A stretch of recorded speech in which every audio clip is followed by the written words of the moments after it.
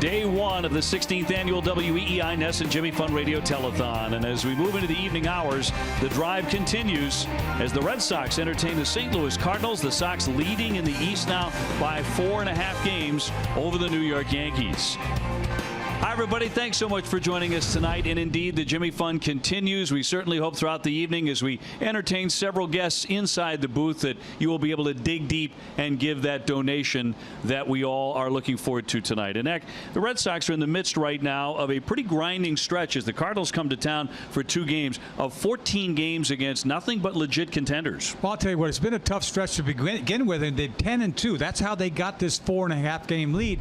And you've got 7 games coming up with the Yankees, but you see right there what they've done the last 12 games. You can't get much better than that. And in one of the games they blew, they had a nice lead, but going forward, this St. Louis club is a tough club. The Yankees in the weekend, then you go to Cleveland for 4. That's tough. The next 9 games will be tough for the Red Sox, but you're going to know everything by Labor Day. That's what I think. Labor Day, you'll know exactly where you stand, and I think they can win this thing in September, but where are they going to sit on Labor Day? Well, we know this. The Red Sox win tonight. They win the season series against, as X said, a very good St. Louis Cardinal team, which is pushing toward the playoffs because they beat them twice back in May in St. Louis. And among the many celebrities we expect to see over the next couple of days and nights as the Jimmy Fun Radio Telethon rolls on is the Academy Award-winning actor and the Boston native Casey Affleck. He is in the crowd tonight, and in the spirit of the Jimmy Fun, Red Sox and the Cardinals coming your way here on Nesson.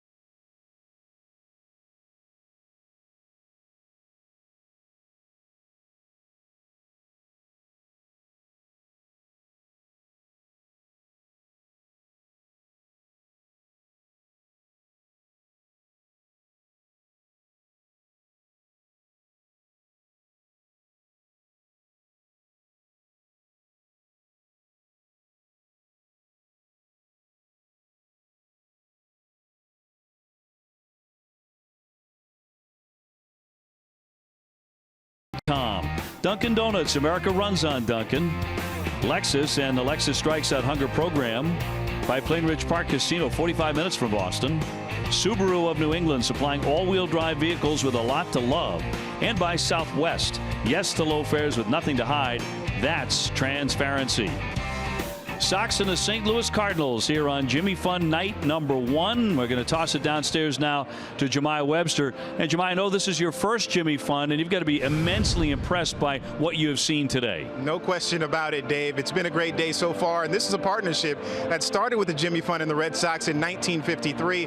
A bunch of their players took part in today's festivities, like Jackie Bradley Jr., Andrew Benintendi, and Brock Holt, as well as Chairman Tom Warner. He brought a check, or he actually says that he will assist with donating $175,000 with the Red Sox partners. Here are a few highlights from earlier on day 1. Such a special couple days here for everyone at the Red Sox and EEI and Nesson. I'm amazed by the donations that come in on a regular basis from people and the amount of money that's raised. And it's great how good a job the Jimmy Fund does and the treatment that's attached to the individuals. Just kind of go as we can. I mean, anytime we can affect somebody's life, I feel like we all take the opportunity to do it. When we can take time out of our day to go over and hopefully impact somebody, and it's pretty cool. Everybody on our team and in previous teams, they understand that responsibility and will do anything it takes to to put a smile on one person's face. And just the progress that we're making is just extraordinary. So, we're winning. I know all of us down here wish he was still here. So, that was a hard day when I found that out, and I can't even begin to imagine how her family, how her friends feel. But we love Maddie so much, and she meant so much to a lot of people. Mookie Betts, Dustin Pedroia also taking part in today's activities, as well as an emotional Brock Holt, which is an emotional day for us all. But there is baseball today, and it's on the shoulders of Rick Porcello to try and go out and get a victory against the St. Louis Cardinals. Red Sox baseball on NESN, coming at you with Dave O'Brien and Dennis Eckersley right after this.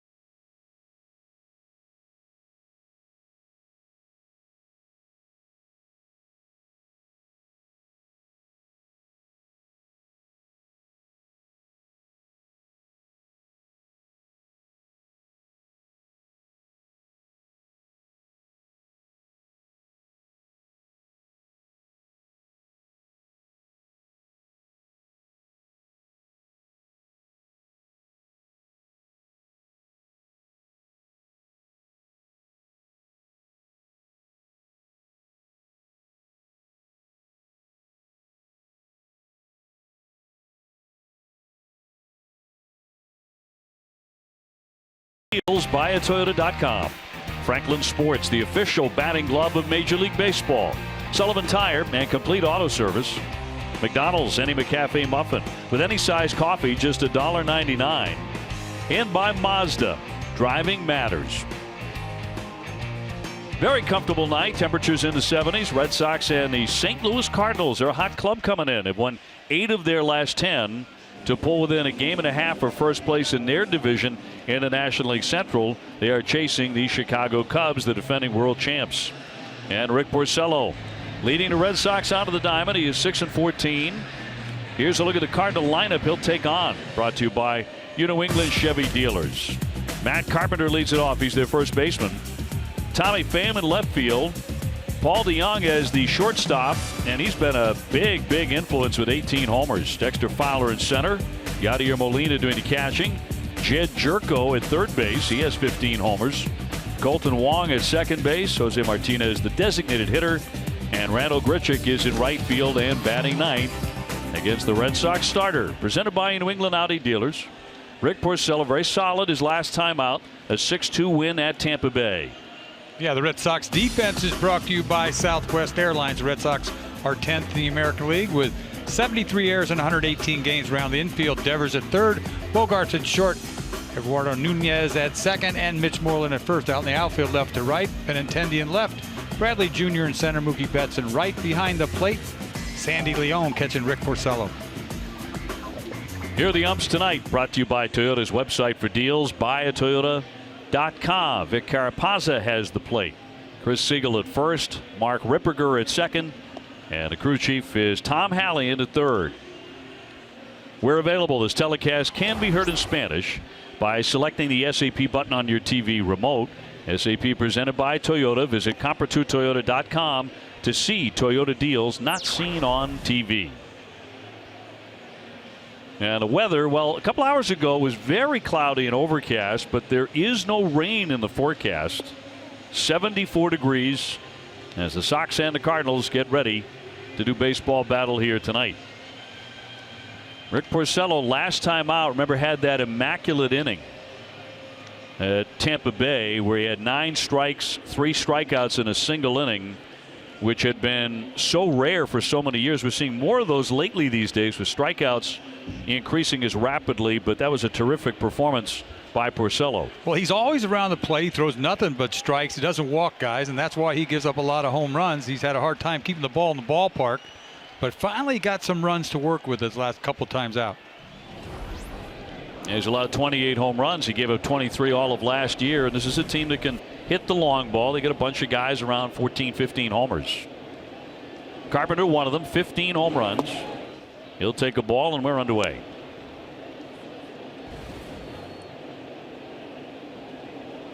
Cardinals coming in at 61 and 57.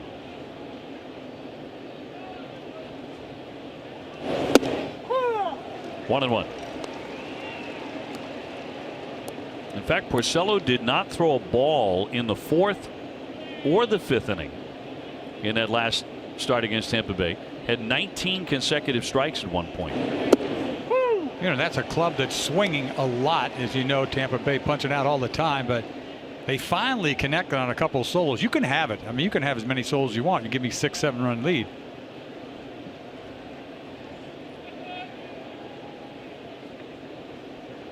And a 1-2. Got him. Struck him out with a fastball on the corner. And Carpenter is caught looking. It's amazing how this pitch locks guys up. You see the two-seamer. It comes back just a hair on the corner. I mean, this is one of his signature pitches, how he puts away left-handed hitters.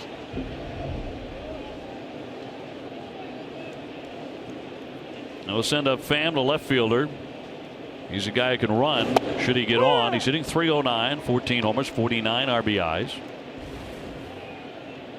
And DeYoung, who is their outstanding shortstop, is on deck. Good breaking ball in, and he's working quickly.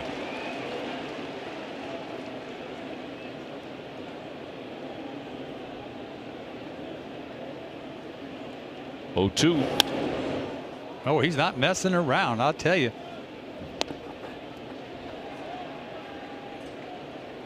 Porcello has won each of his last 2 starts. He's always pitched well against the National League. That one just missed. Boy, he almost dotted him on a little front door cut ball. Rick 17 and 8 in 33 career interleague starts. And that's a strike. Boy, he's dealing. He is dealing. Look at him dotting all the corners there.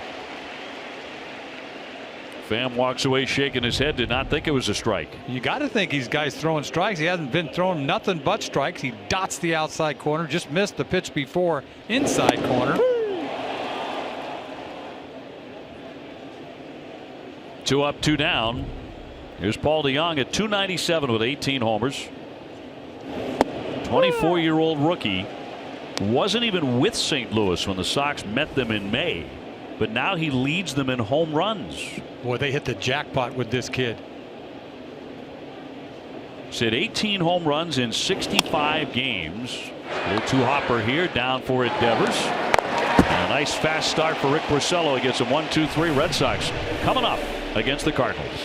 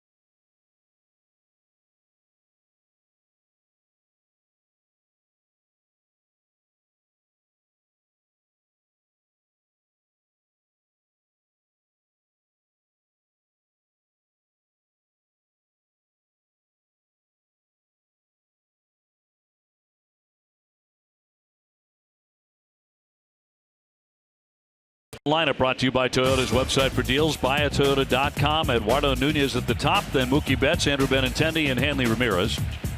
Rafael Devers at third base. Xander Bogaerts at short. Mitch Moreland manning first base. Sandy Leon catching, and Jackie Bradley in center field. Nunez checking in at .382 with the Sox since the deal from San Francisco. Facing the right-hander Mike Leake. 7-10, 3.48 that ERA. He's been a quality pitcher over his 8 years in the major leagues. He is 80-74 with an ERA in his career under 4. He'll throw strikes. Little sinker. You see that slider there. Little change up.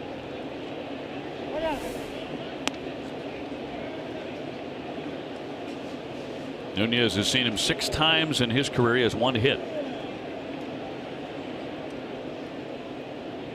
Coming off another big night. 3 hits last night. He is showing no signs of slowing down since the deal from the Giants.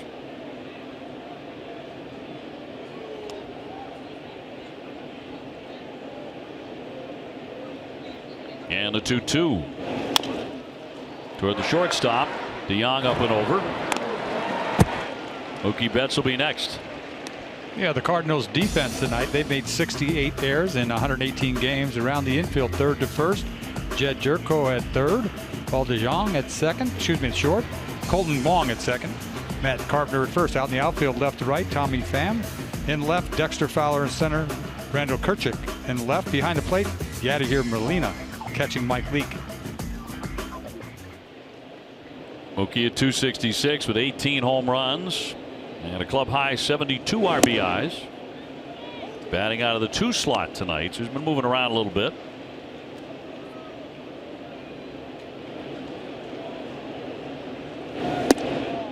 And then Benintendi on deck. Leake's not overpowering, probably get up to 92, but moves it around. He rarely walks a batter. Serve to the right side. Wong up and over. 2 up, 2 down.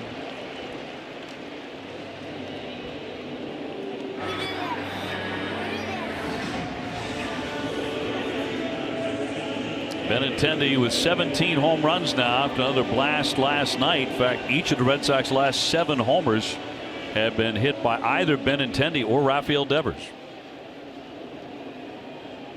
Rafael with a pair last night in the Red Sox defeat. Could have used a couple 3-run jobs last night. Yeah, they were all solos.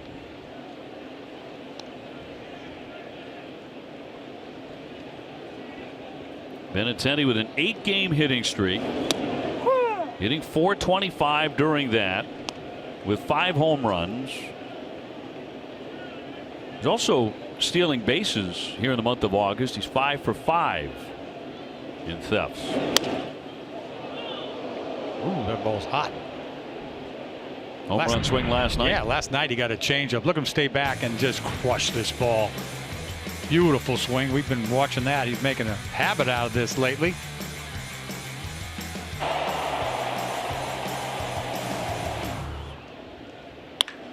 There's a bullet into right field. Give him a 9-game hitting streak. He is locked in. He gets a pitch to hit. He doesn't miss it. This one stays in the ballpark. But boy, that sounded so good. It looked like a 2-seamer that just went sideways, and he just aired this thing out. This ball sounded so good off the bat. He is just having himself some kind of August is what it is. 9 in a row at .455. Nothing light about that streak. 12 RBIs in it. Talked about the 5 home runs. That'll send up Hanley Ramirez. No score first inning. Red Sox with a base runner.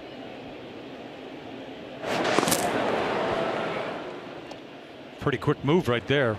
Quick feet.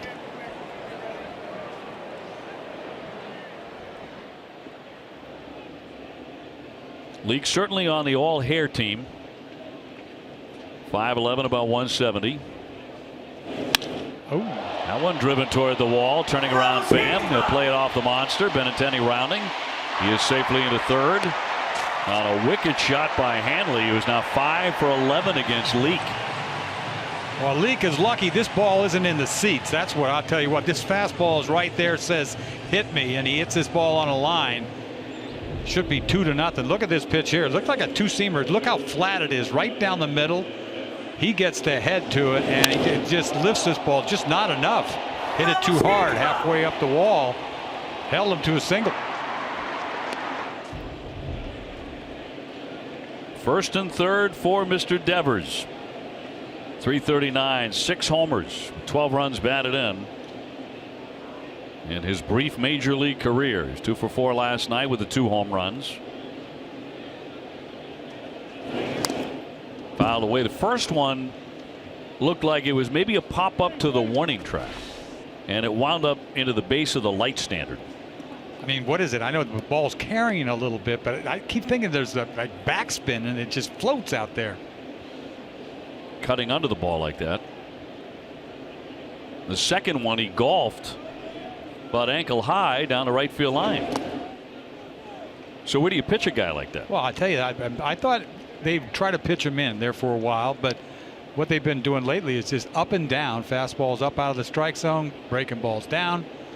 He swung at that fastball before the home run, breaking ball down. He swung right through it. What an adjustment. Next pitch, he golfs out. 2 down and a 1-1. Base hit. Here comes Benintendi. Red Sox on top, 1-0. Devers makes it 3 consecutive hits for the Red Sox. 13 RBIs for the 20-year-old. He gets a changeup and just stays back just a hair, hit it the other way. How about this? Changeup for a strike. That's the problem. But he stays back, got that great left-handed stroke to left field. Leake wants that ball down. He doesn't want to throw that changeup there. 5 in a row for Raphael brings up Xander Bogaerts, looking to keep the line moving. First and second, and a run in. Xander 276 with 6 home runs. That's as many as Devers already has.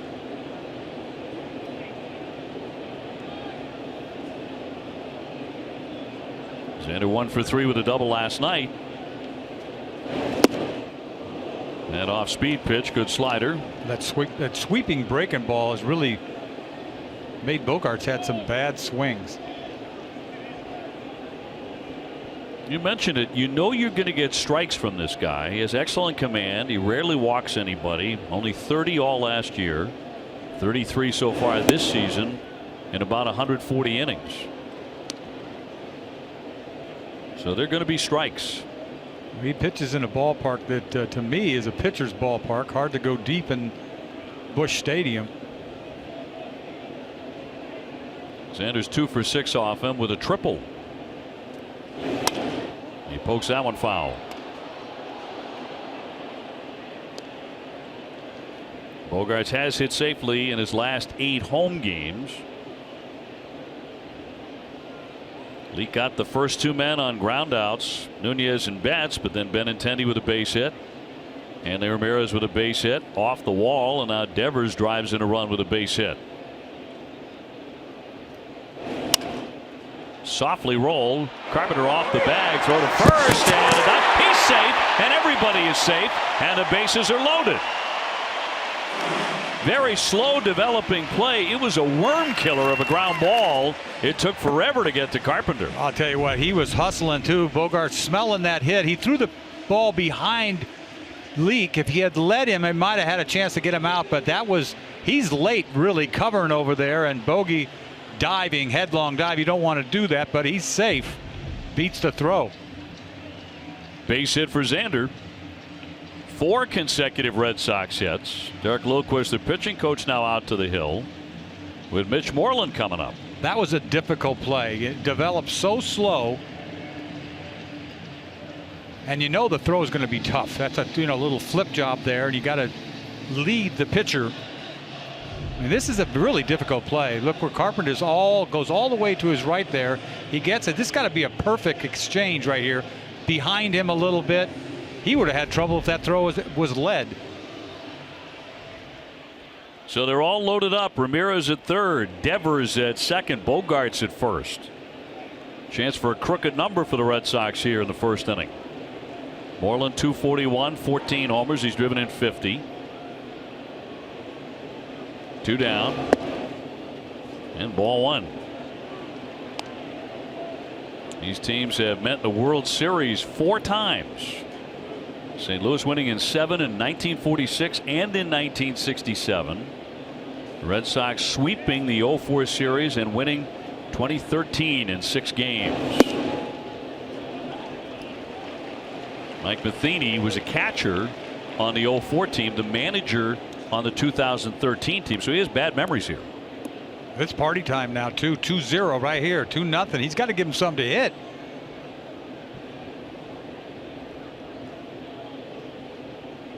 The 2-0 pitch to Moreland with no place to put him.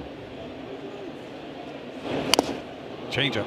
Foul at the plate. How about that? A changeup on 2-0. You knew he wasn't going to give him a fastball. Kept it down this time. You see the 3 fingers on top. Ball went down just a hair. Had him out front.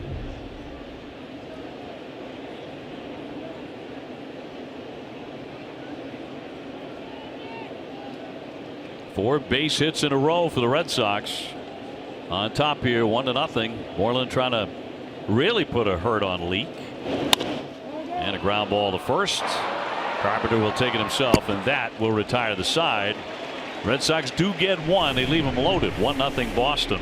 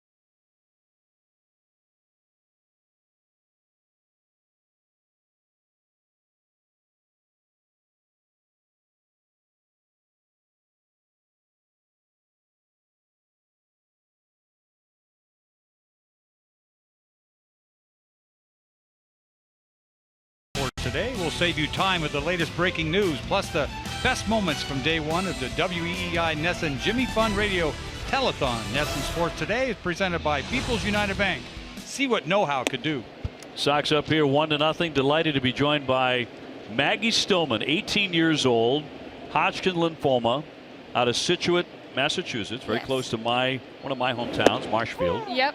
And great to have you with us. Yes, thank you for having me. Can you tell us a little bit about your disease and your battle with it, and a couple of other things about you? You're 18 years old and you're headed off to school to Marquette. You're at Marquette. Yes. And you're going to be a nurse. Yep.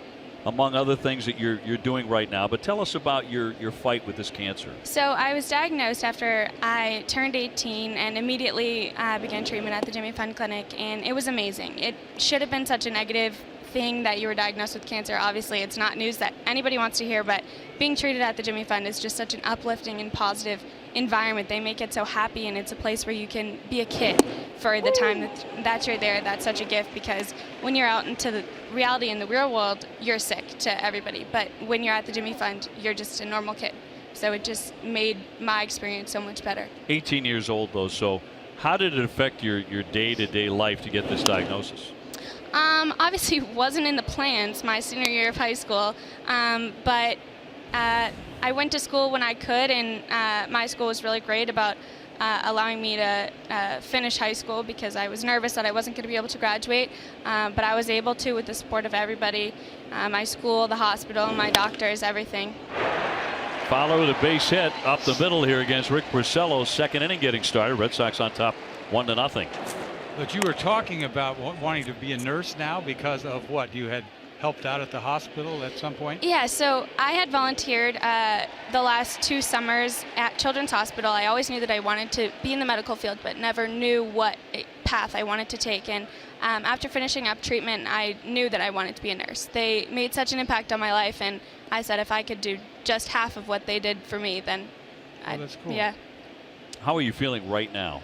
Good. I finished in April, so I'm a couple months in remission, and it feels great to not be handcuffed to the hospital. As positive of a place it was, it's nice to have my life back.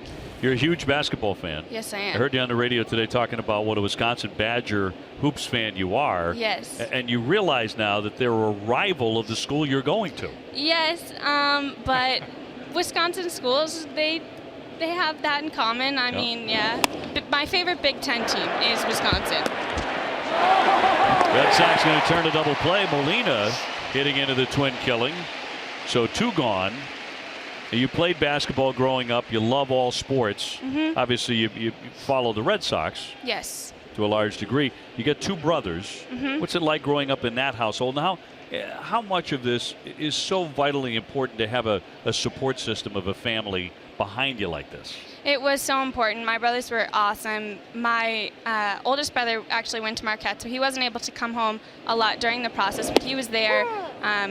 He would always text me and be there as best he could, and my middle brother would come down from school. He goes to Trinity in Connecticut, and he would come down all the time and just be with me in the hospital, and it was just so amazing to know that I had their support as well as my parents and everybody else. What was Dana-Farber like for you? My mom and I always said that we always left happier than when we came, which is weird because you don't think after you leave chemo that you'll leave with a smile on your face, but we always did. So yeah, you're also a warrior, so I mean you've got that going for you. Hey, what was it like meeting Mookie Betts out there and going out to right field earlier tonight? It was awesome. I told him that we had to run out to right field, and I said, if you let me fall on TV, I'm really gonna give you a hard time. It's your fault. Looked like you 2 hit it off. Yes, he's a really nice guy. Yeah, I think the Red Sox are going to keep him around a while. Yeah, let's hope. He's pretty darn good player as well. As we chat with Maggie Stillman, 18 years old, battling Hodgkin lymphoma, which is a white blood cell cancer. Just graduated from Notre Dame Academy and will attend Marquette University in the fall, and wants to become a nurse practitioner. And be that angel on the shoulder that others have been for you. Exactly. Remarkable. Well, yours is a wonderful story, and you've got that great attitude. And I was over at Dana-Farber just a couple of weeks ago. You're right. It's incredible. You walk out feeling better than you came in. Yeah. And yet all of these people are battling these incredible illnesses and diseases, and yet they make you feel great. Yeah, they could be having their worst day and no one would know because they do it with a smile on their face. You do it too. You've got a great smile. Maggie, thanks so much for being with us. Thank you so much for having me. Continued success to you. Good luck to you. Maggie Stillman joining us here. The Jimmy Fund Radio Telethon continues. Looking for your donation tonight. Please dial the number when you get a moment.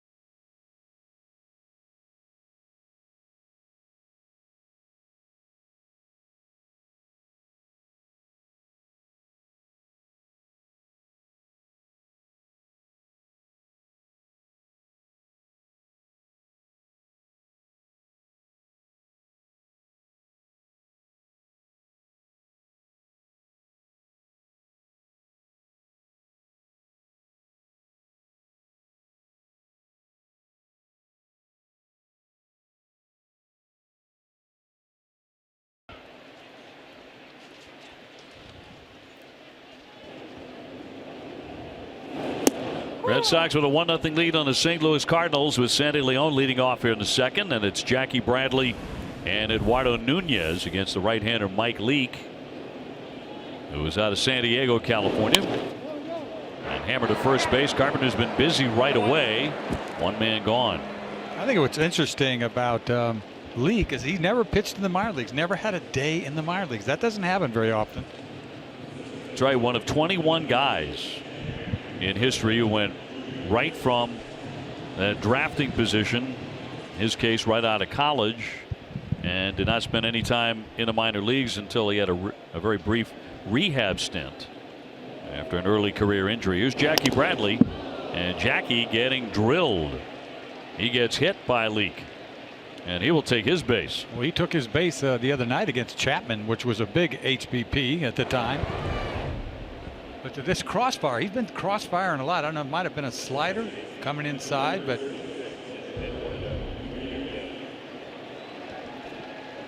so it'll bring up Nunez, who's 0 for 1, one down and a man on. Sox beating St. Louis in both games at Busch Stadium in mid-May. Second game went 13 innings. Red Sox now 11-4 against the National League for the year.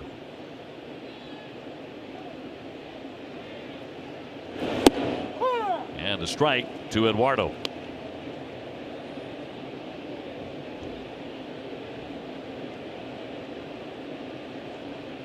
Leake was a 14-game winner with Cincinnati in 2013. Spent the first 5.5 years of his career with the Reds. And he was traded to San Francisco. He came to St. Louis as a free agent last year. I don't remember him dropping down, so he's like sidearm almost, close to being sidearm. He's crossfiring everything.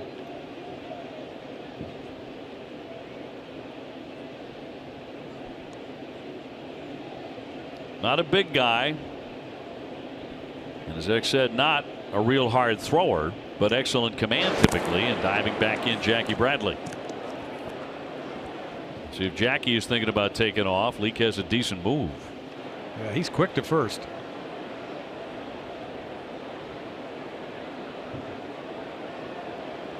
One runner goes. Ground ball fair. Out at first. Back down to second and will not get him. So Nunez grounding right to the first baseman Carpenter. Made nice play. That was a hot shot. Well, he got unlucky right there. That ball was sharply hit to Carpenter right at the bag. You see Jackie take off and he hits behind the runner right to him. Luckily that's not a double play because Jackie was running. Ground ball to first base, removing the force play at second. So not two down for Mookie Betts. Mookie's 0 for 1. He is tapped to second. He is trying to snap an 0 for 11. Came into play tonight, leading the American League with runners in scoring position, batting .392.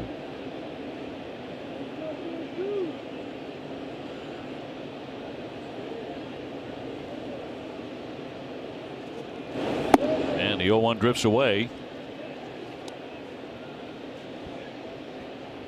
Yankees are playing the Mets again in the Bronx. New York Yankees beating the New York Mets last night. They're scoreless in the second inning. Judge and Sanchez went deep last night.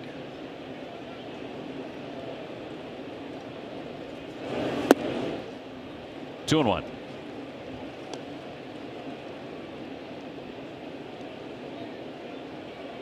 Hokies like the interleague games.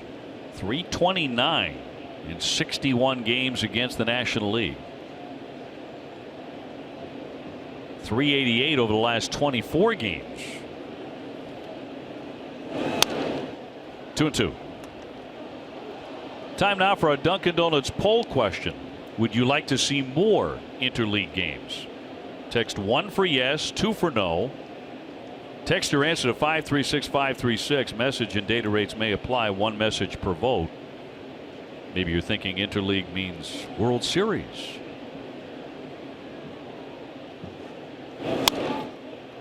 I think it's kind of lost its luster. I'm sure the attendance is much better. I'm assuming. I'm not sure.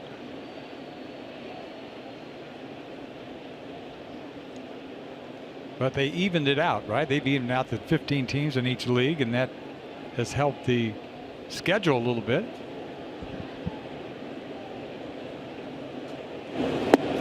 Two outside. I'll tell you, if the Dodgers had come in, there'd be a lot of buzz about that. Yeah, okay. And then the Cubs came, right? Cubs came. That right. felt like October. Yes. So I thought those games were a blast with the Cubs. And man, did they invade the Fenway. Yeah, but if you got Philly coming in or Marlins or something, it's not all that exciting. It would be no buzz at all. And a foul tip to the mid struck him out. That'll do it. Red Sox strand 1-0 Boston.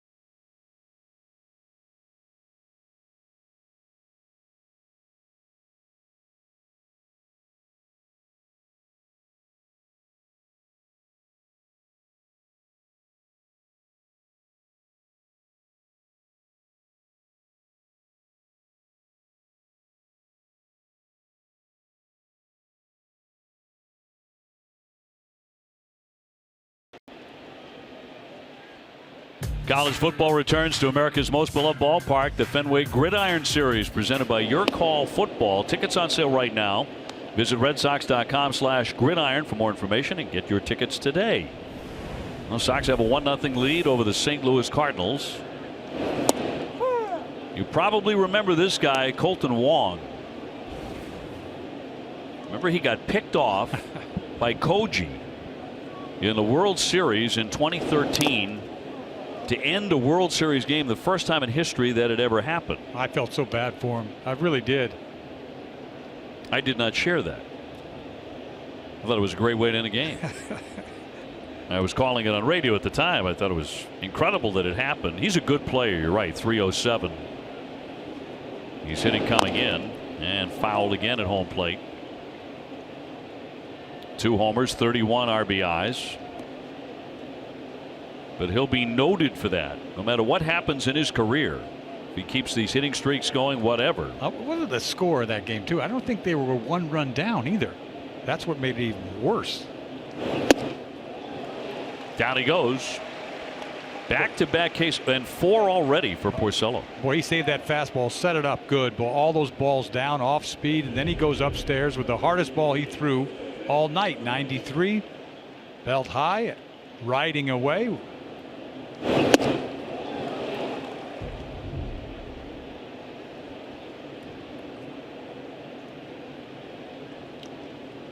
Jose Martinez, the DH and number 8 hitter, 286. He'll look at a ball.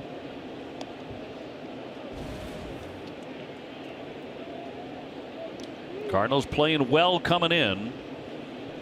Pitching very well.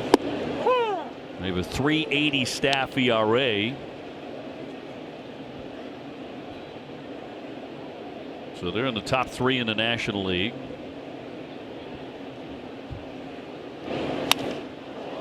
Fly ball headed to the warning track, and a leaping catch by Benintendi.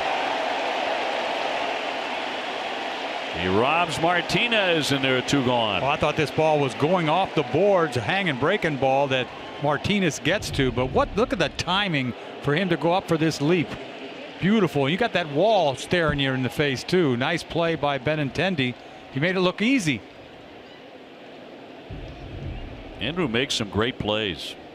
Some outstanding catches early on in his career. He's made tougher plays than that, but that's a fine play. We're just driving that fastball down and away. He's got some leverage now. Porcello's a big dude. Grichuk 243 with some power. He's Whoa, at 15 look homers. out. Man, you talk about a misfire. He never throws balls like that. It just took off.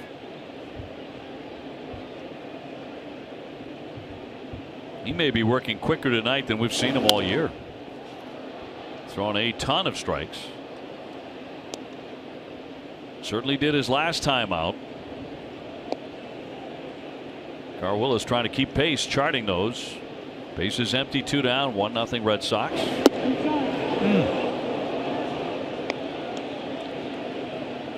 Front door cutter. He tried it before earlier. 2-2 to Grichuk. Grichuk says, I'm really excited. There's been a few stadiums I really wanted to play in. Fenway is one of them. We're coming down the stretch, less than 2 months to go. It's going to be fun. He said that before coming to Boston. And he is on with ball 4. First walk issued by Porcello. Bedgear, the official performance betting partner of the Red Sox, fuels your performance on and off the field. Sleep like the pros for maximum recovery. Build your performance sleep system at bedgear.com today. Sleep fuels everything. Top of the order, and Matt Carpenter 0 for 1, a strikeout looking in the first.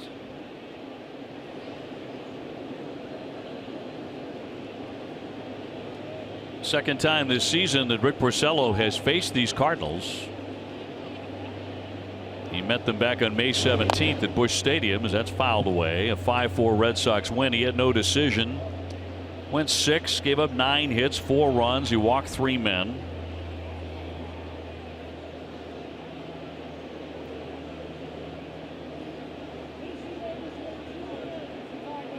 In a moment, we're going to show you the Arbella Foundation tote board for the Jimmy Fund and give you a look at the total up to the second on what has been raised today. And now into the evening. Here comes the 0-1 pitch. And it'll be a timeout granted to Carpenter.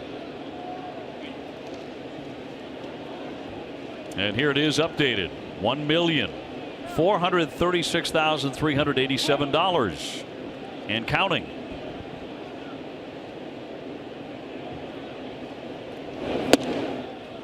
You see Porcello out there holding it a long time, wait until somebody calls a timeout. Next pitch he hits and goes. Grichuk's got 5 stolen bases. He can run a little bit.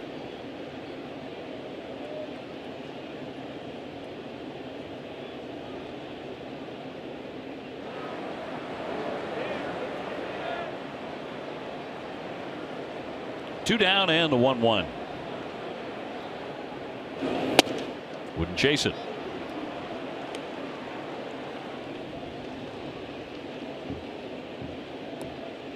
Game 2 of this series coming up tomorrow night, 7:10. Eduardo Rodriguez against right-hander Lance Lynn. Sox will have Thursday off. Then the Yankees are back in town for a 3-game weekend series. Just missed, 3-1. Kind of lost the strike zone a little bit since he threw that ball up and into Grichuk.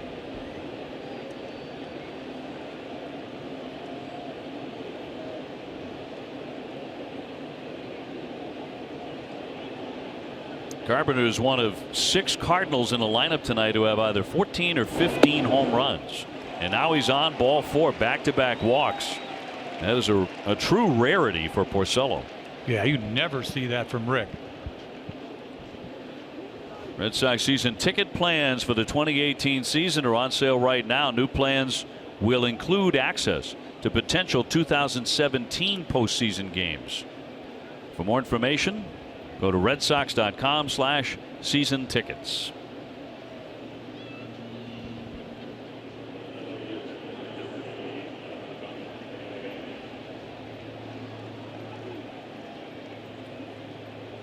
So that'll send up Tommy Pham. He struck out looking in the first. This kid's been in the minor leagues for a number of years. He's 29 years old. Spent about 8 years in the minor leagues. Only got maybe 300 at bats in the big leagues. He's their fastest guy. He's got 16 stolen bases. He's hit 14 home runs. Oh, that's a gift. High curveball. Well, Pham didn't like strike three when he was rung up in the first inning. He walked away muttering and shaking his head.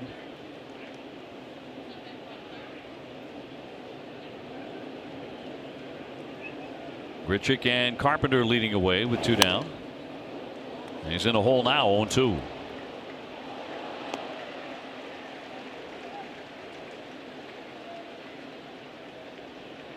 Top of the third inning here at Fenway. Red Sox leading 1-0.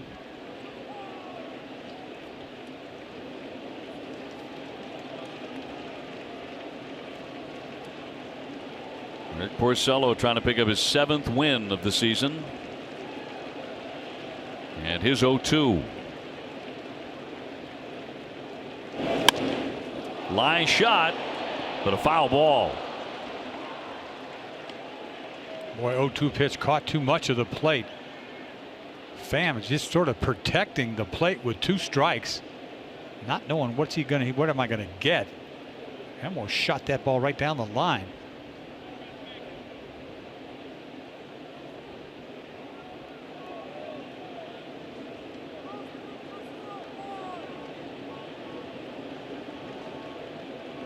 Porcello will try again. The 0-2. Nice scoop by Sandy Leon on a pitch down in the dirt. 1-2. I think he's trying to throw that cutter inside corner and just yanked it.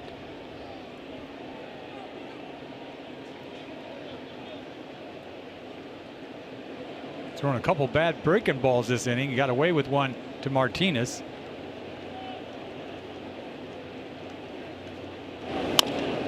High chop to third. Devers has the force, gets it at third base to retire the side. So Porcello does a good job pitching around a couple of walks.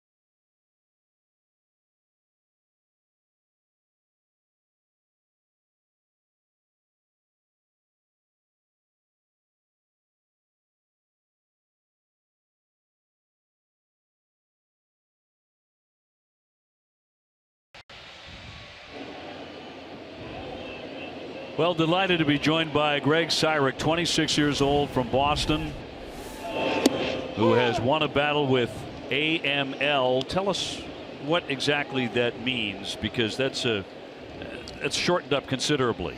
Right. So AML is acute myeloid leukemia.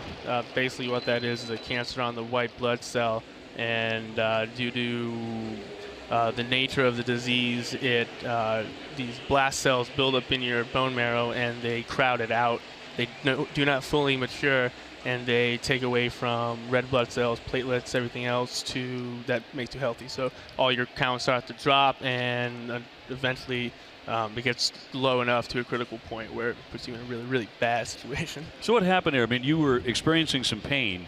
You go into the emergency room, and nobody really has an idea what's going on with you, right? Right. So, well, what happened was about 2 weeks prior to my diagnosis, I was just starting to feel very fatigued, body pain all over the place, and went to the doctors, got it checked out. They originally said, "Oh, you just got pneumonia," so we went with that. After a couple days, it didn't get better. Went back in, had some blood tests done. About 45 minutes after we left, we got home, and immediately there was a call on our voicemail. Picked it up, and a call back, I should say, and they're trying to tell me, you have blood counts of this, your hemoglobin's 6. Normally should be 15, and I have no idea what they're talking about. So I hand the phone over to my mom, who has some experience with this, and my father went through the same situation about 24 years prior. And she immediately, when she talked to the individual on the phone, you could just tell on her face. She knew. She knew exactly, right. And I could tell. She started asking questions such as, his father had cancer, and then that's when it just hits you like a ton of bricks, and you kind of everything goes quiet, and that's all you can think about. So, 12 hours later, I get the diagnosis, but I knew right there that that's what the case is, because my mother knew this, and whose mother's wrong? Yeah. Honestly, I was hoping she was wrong, but we both did. But unfortunately, did you go directly to Dana-Farber? We did the induction round, the first round, at a hospital nearby UMass in Worcester, and they did a great job for the induction. But we knew that we needed to do the bone marrow transplant in order to fix the genetic component to it. That was inherited by my father, or I inherited from my father. So we figured you go through something like that, you want to be with the best people that there are. So there's no one better, in my opinion, than the Dana-Farber and everything that they've done. It's actually a unique story. About 2 days after my diagnosis, my mom reached out to who my father's doctor was 25 years prior, and sent him an email, said, give it a shot, see what happens, and he responded back immediately, and we were able to go through him, took me out immediately, and the rest was as great as you can imagine from the excellent care. Would you mind sticking with us? Yeah, absolutely. To the commercial. We'd love to continue talking about the great battle that you're winning. End of the third inning here. 1-0. Red Sox leading St. Louis.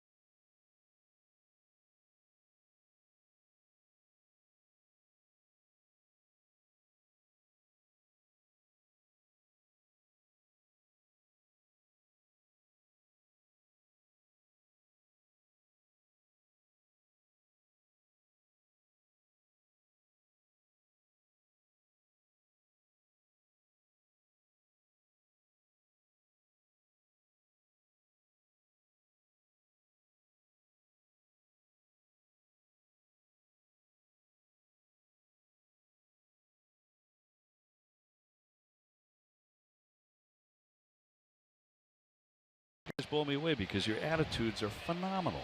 You know? Absolutely. We'll talk about some of course.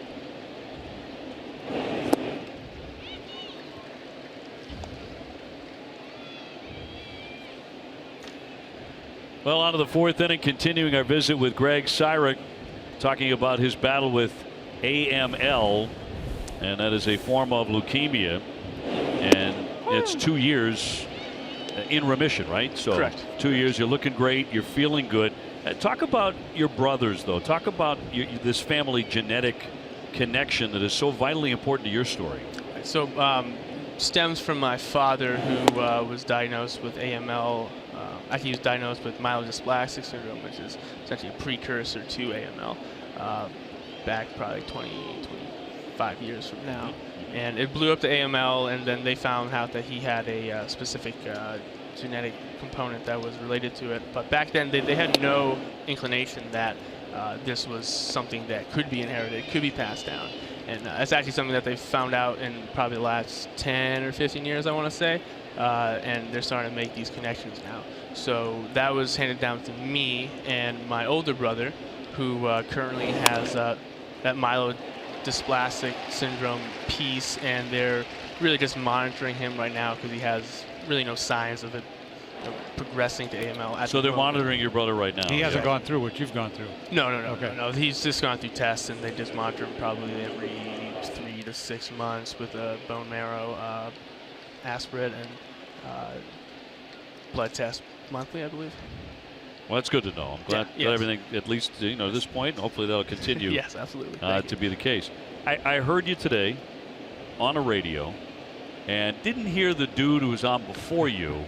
A gentleman of some note. I can't remember, but you followed this guy. Yes, I did, and it was quite a hard act to follow. He was actually supposed to go after me, but I got bumped back by a guy, Tom Brady. Yeah. He bumped you, man. Yeah. So it's quite the act to follow, but I hope I did my best to. You did great. To make a good impression. You were phenomenal, I thought. Forget about that other guy. Hopefully we won't for some years to come. Exactly. Patriots, Red Sox, Bruins, Celtics, everything you follow? Yes, across the board. Biggest fan, Red Sox. Patriots follow second, and definitely a Celtics and Bruins fans. Also a big college football fan too. Me and my older brother are big Notre Dame fans. So love football season, and actually I think we got about 2 weeks until college football kicks off. So it's coming, looking man. forward to that. Yeah, me too. And of course the NFL season to follow. So I would imagine you have spent a few days and nights here at Fenway Park. Yeah, I'd definitely say a few. I've definitely been in my fair share of Red Sox games. I think it's my 6th on the season this year. So. But you feel good. I do. I feel fantastic. It's been 2 years, and really once the transplant was over and I was released from the hospital, I think about 2-3 weeks after that I was out on the golf course, which was remarkable. And I couldn't be more fortunate to have gone through that smoothly.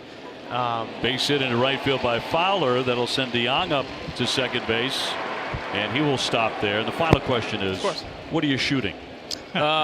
Do you have to say that on the air? No, I was kidding. A good day is in the low 90s. So. Oh, good. But I just like going out. So you're a heck of a lot better than a couple of guys in this booth at this point. But Greg, great visiting, and thank you so much. Continued success. I'm delighted you're doing so well. We both are, and everyone watching tonight. Absolutely. Congratulations. Thank you very much. Thank you so much. Good luck to you, man. 26 years old. How about getting hit with that news? Greg Saira, Boston native. And he looks terrific. Shooting in the 90s. Thank goodness for that. They'll send up Yadier Molina with runners at first and second. The Sox on top 1-0. But Porcello in a little bit of a bind here. He did get Molina to hit into a double play in the second inning. It's like Fowler has his number. That's his 5th hit off of him. Ground ball to third. Back tapping the bag one. That's the second on a 3. Yes, indeed, the Red Sox turn a triple play. How about that? That's 3. You come to the ballpark, you never know what you're going to see. A triple play. He's living in it right there.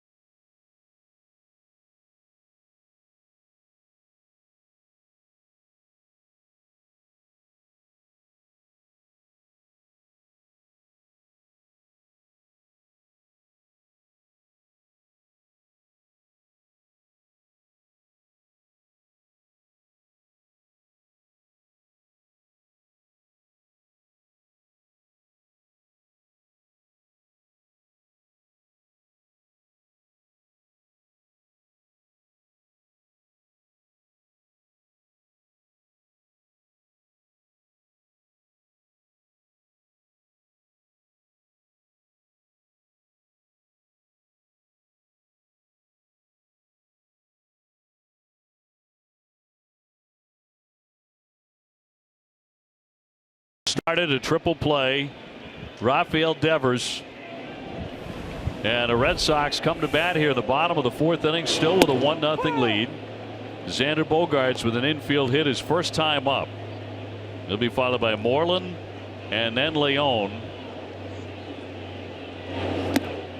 And a cut and a miss by Xander. Devers may never have a triple play the rest of his career. I mean, he may not. And he's 20. Yes, look what he's had. All this stuff has happened to this kid in such a short amount of time. Been a while for the Sox. You have to go all the way back to 2011. Last time they turned a triple play. Just remarkable. And think about Rick Porcello, too. I mean, last time out, Rick, with that immaculate inning. Yeah, that's one thing. You know, you did it yourself, but that's branch work when you have somebody turn a triple play. I mean, really. Wow. Wow. I mean, perfect. The right guy running. Molina can't run a lick. He already had a double play ball the first time up. He's created 5 outs and 2 at bats. You got to love him. Go kiss him. The 2-2 to Xander. And he pokes that one foul. You want to talk about a rare occasion. Watching a triple play. Fans still buzzing over that. 2-2 and up the middle. Down to scoop it DeYoung. Nice play for the out. Look at this ground ball by Molina. As soon as he went to third, I said, this guy is Molina. Hit it. He got 3. He got 3. Perfectly done. Didn't hit it all that hard, but he knew what he was doing. Just got to get it there. Out easy. You don't see that every day. I love it. That's one of the most exciting plays there is. It really is. And look at the reaction from the Red Sox bench. You know, you've seen that. How about? I mean, you see, you get emotion out of Porcello. Never. When you were pitching, did you have a triple play turn? No. Never happened. No, never happened. You pitched in the major leagues for 24 years. Never had it. And it never happened. Nope. It doesn't happen. No. Moreland 0 for 1. He is grounded out to first.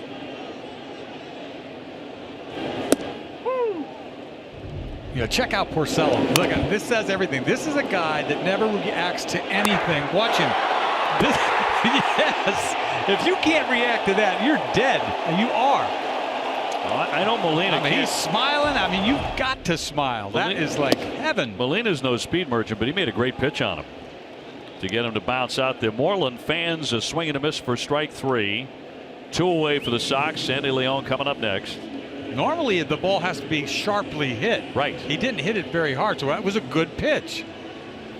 Usually a guy has to sting it a little bit to get it there in a hurry. It was a sharp breaking ball and a bounding ball to Devers, who's like, you know, the stuff that he's doing. Line shot on the move. Grichuk a dive, and he made the play. Outstanding catch down the right field line. We are seeing some defense here tonight at Fenway. That's robbery right there. That's a double, triple, who knows, inside the park.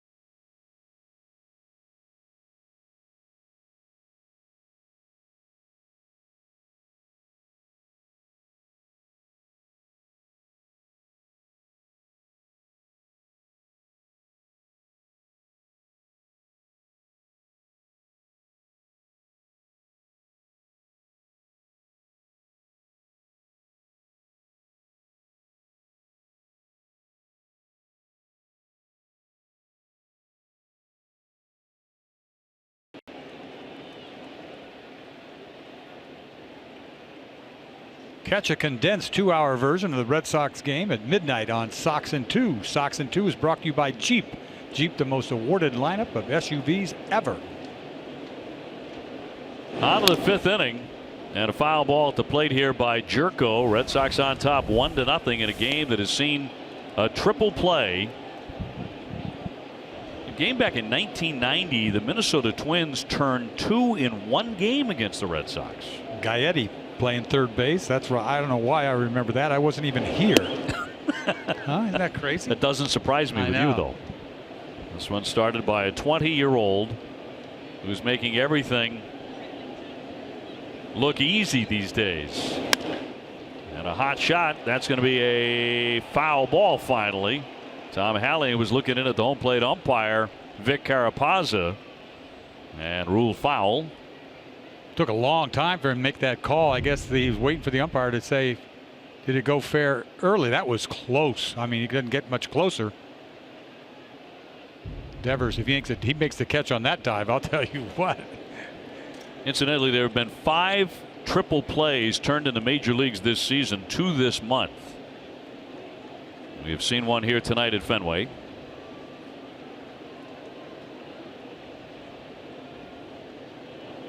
Mike Matheny was talking about some of the bad memories he's had as a player and manager coming to Fenway, even though he loves coming here. I think you add that one, the triple play, to his rather long list. His team is in the hunt. The play everybody remembers from the 13 World Series was the play at third base, right? Where the obstruction, Middlebrooks obstruction. That's to me memorable. That was the last play. It was a game-winning play. Yes, it was. That World Series game. And a base hit ripped into left field. Jerko is on. He's 1 for 2. And it was the next night when Koji picked off Colton Wong to end that game and put that one into the win column. And here's Colton Wong. He struck out first time up.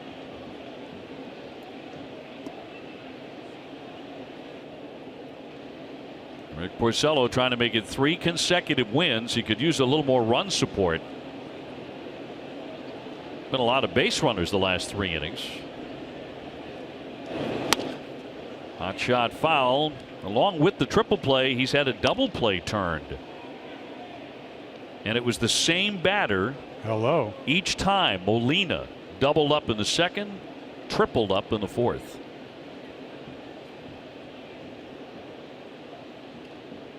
So already a very long night for the talented catcher for the Cardinals. And a fly ball, routine play for Benintendi. 1 man gone. Neighborhood Health Plan is proud to sponsor the Red Sox Foundation's RBI program, transforming the lives of inner city kids through baseball, inspiring academic success, and promoting health and wellness. Because neighborhood values what you value. Here's Jose Martinez, 0 for 1 with a fly to left.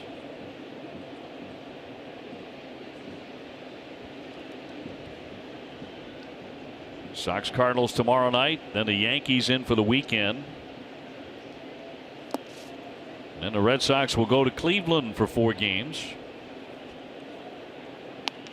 So a lot of games. If you go back to last Friday against the Yankees, against contenders, 14 in a row actually, before the Red Sox run up against the Orioles on the 25th of the month, and the Orioles not completely out of it, but they're 59 and 60.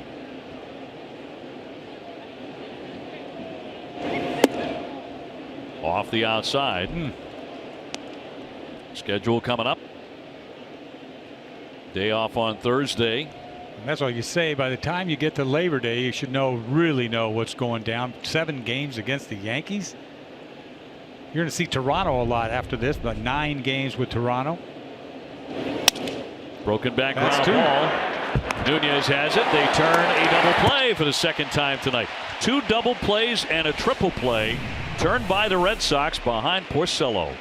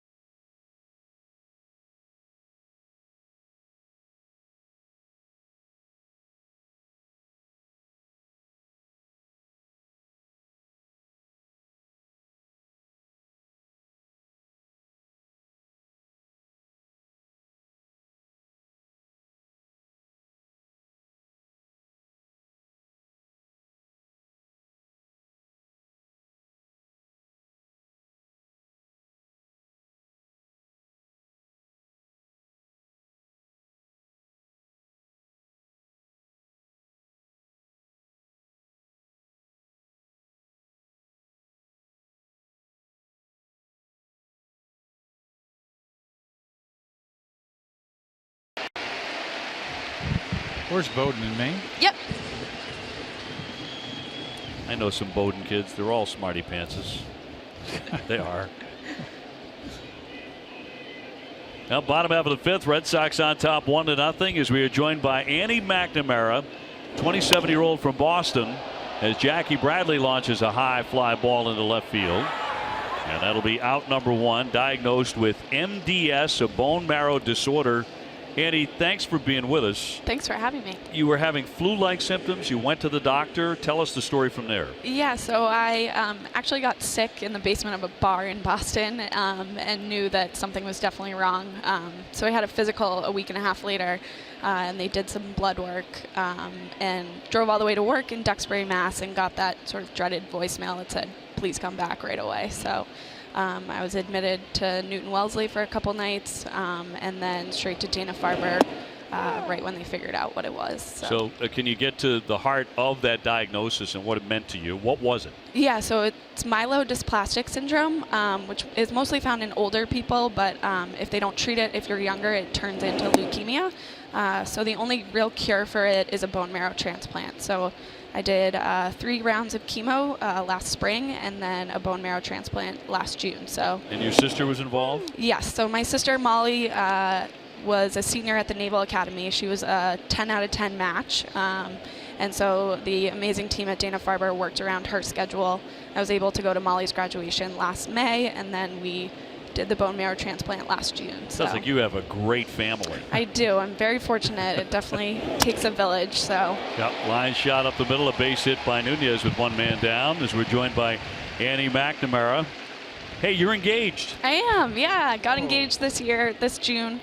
So exactly a year after the transplant. So definitely a year made a difference, which was awesome. When are you getting married? I think next September, hopefully. So yeah, got some time. You got a long time to plan it. Yeah. How are you feeling right now? I'm great. I'm in remission and back at work and feeling really good. So yeah, everything is Congratulations. Great. Thank you. That is wonderful, wonderful news to hear. Yeah. And Bowdoin College in Maine. Yep. So you're a smart one. The whole family sounds like it, right? I mean, you can admit that. Yeah, sure. Sure. Terrific. That's a great success story. Yeah. But you spent a month in the hospital. Yep, full month in isolation at the Pregame, and the nurses there really just get you through it. So they were absolutely incredible, 24/7 care, and just made the difference in my care and sort of my morale through the whole month. Does your family own the Portland Sea Dogs? They do, yeah. So, how about that? Yeah, my grandfather brought them to Portland in 1994 when the Major League expanded. So yeah, thank you very much for that. Yeah. It's a treat to go there. But that means you saw, like, Rafael Devers, for example, right? Yeah, pretty cool. We counted 6 people in the starting lineup today that went through Portland. So really cool to see. You're a hardcore baseball fan. Yeah, I sort of grew up at the ballpark up in Maine, which was fun. You had no choice but to wind up being a big baseball fan. That was dinner, so. Yeah, I gotcha. And lobster rolls. Yes, yep. Lobster at the rolls, ballpark not too there shabby. in Portland. Yep. Now, tell us a little bit about, is it Dan's your fiance? Yes, yep. How did he propose to you? We were at the beach, and we're about to jump in, and he asked me to marry him, so it was great. Is he a romantic guy? Can you look forward to a lifetime of this now? Of romantic gestures? Definitely. And he was with you throughout the whole experience. Yeah, he was wonderful. By my side day one, no questions. So yeah, we've been together for a while, but he was amazing and sort of really showed who he was. So it was awesome. Did you ever have those moments of, at your age, as a young woman, looking forward to all these wonderful things in your life, that this was terribly unfair to happen to you? Yeah, it was definitely tough, and I think there are, certain things that adults who go through this, issues that they have, and then pediatrics, obviously, and then there's sort of the young adult group. Dana-Farber does an awesome job. They do a young adult conference and support groups to really make you feel like you're sort of not alone in this journey. So that's been super helpful, and programs like that just make it, a world of difference. As you talk to folks tonight all through New England, indeed all around the world, who are tuning in to watch the Red Sox as they do on a nightly basis, and knowing what the Jimmy Fund and Dana-Farber mean, and the connection between the ball club and the Jimmy Fund, what's the number one thing that you want to convey as a message to those folks? Yeah, I mean, I was super fortunate. I live, my parents live a half an hour away from one of the best hospitals in the world. And I was super fortunate, the bone marrow transplant worked, but there's so many people that aren't as fortunate in this journey. And the Jimmy Fund and all the fundraising that Dana-Farber is able to do goes directly to those people. The chemo that I was on was not so invasive, and it's because of the research that Dana-Farber does. So, your money is going towards future care for future people. Indeed, great point. 100% goes to the Jimmy Fund, to Dana-Farber, and incredible, that success story. And it shows up on the tote board. And here's a look at the tote board up to the minute now. Closing in on 1.5 million. We'd love to get up and over that mark in the next 20 or 30 minutes as you listen to Annie's story. It's been a delight visiting with you. Thanks for having me. Your attitude is off the charts, and it's great to see you feeling so well, looking great, and looking forward to getting married. Yes, definitely. Thanks so much. You're Yeah, the best. thanks for having me. Thanks, Annie. Great. Good luck Thank and you. congratulations. Yeah, thank you very much. Keep up the very good work with the Portland Sea Dogs as well. Yeah, sounds good. Your family's doing great work there. Annie McNamara, 27 years old, and winning the fight.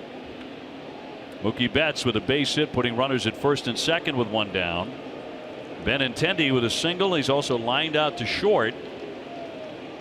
He's also made a really fine catch in left field. Red Sox looking to add to the lead here with one down. Hanley Ramirez on deck. I love to hear that one sentence, Eck, and I know you do too. She is officially in remission. Good for her. And then her sister. I mean, to have a sister like that, got to be lucky to have everything line up like that. Sister Molly. We should all be so lucky. If ever called upon. Here comes the 0-1. 2 strikes on Benintendi. As hot as a firecracker, 9-game hitting streak. Hit the ball hard last time up. Base hit the first time up. Line drive to the shortstop last time up. Got a pitch to hit there.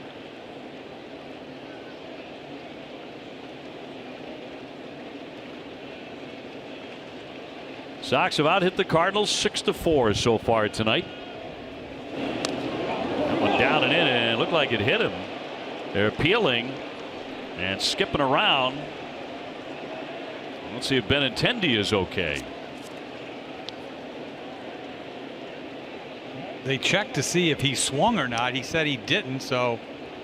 Hit by the pitch. He went to swing at this ball and then it hit him, but did he swing or not? But it definitely got him. Kind of a strange way. I mean, I don't think he went, and it got him in the knee. Look at that thing. The back knee got him solid out. And right between the wicket. Yeah, and he started his swing, held up, and got smoked. It's the second man tonight that Mike Leake, who has excellent control, has hit. He also got Jackie Bradley. He literally threw that back knee slider.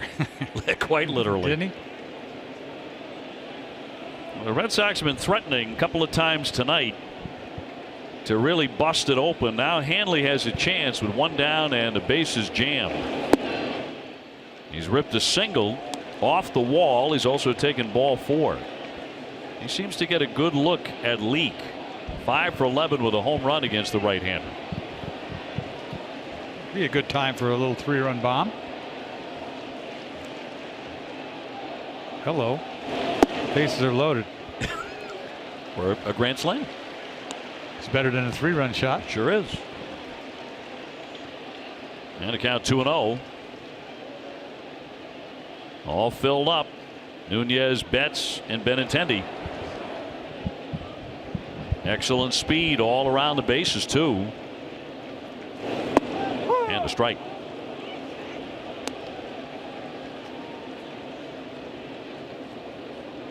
The Yankees have jumped out in front of the Mets 3-0. They're in the 5th inning. Sox leading by 4.5 games.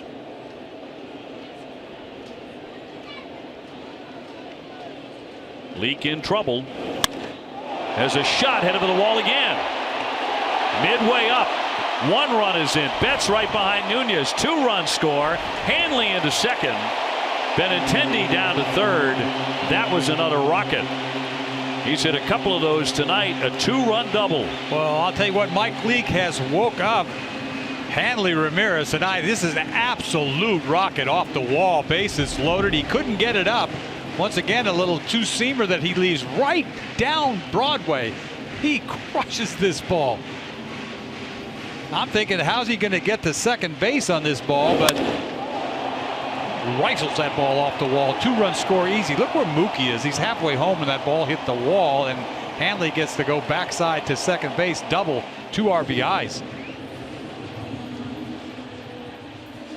So the Red Sox in front 3-0. Lilliquist out again for the second time to talk with the righty. Time now for our player to bank on, presented by Capital One. This is Banking Reimagined. You know, the first time up, Devers gets a changeup and he just shoots the ball into left field. You love that, hitting the ball the other way. RBI base hit, and then the triple play. This doesn't happen very often. This early in his career, he turns a triple play.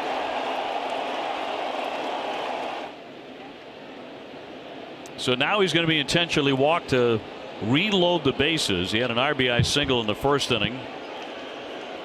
Hit into a double play in the third inning.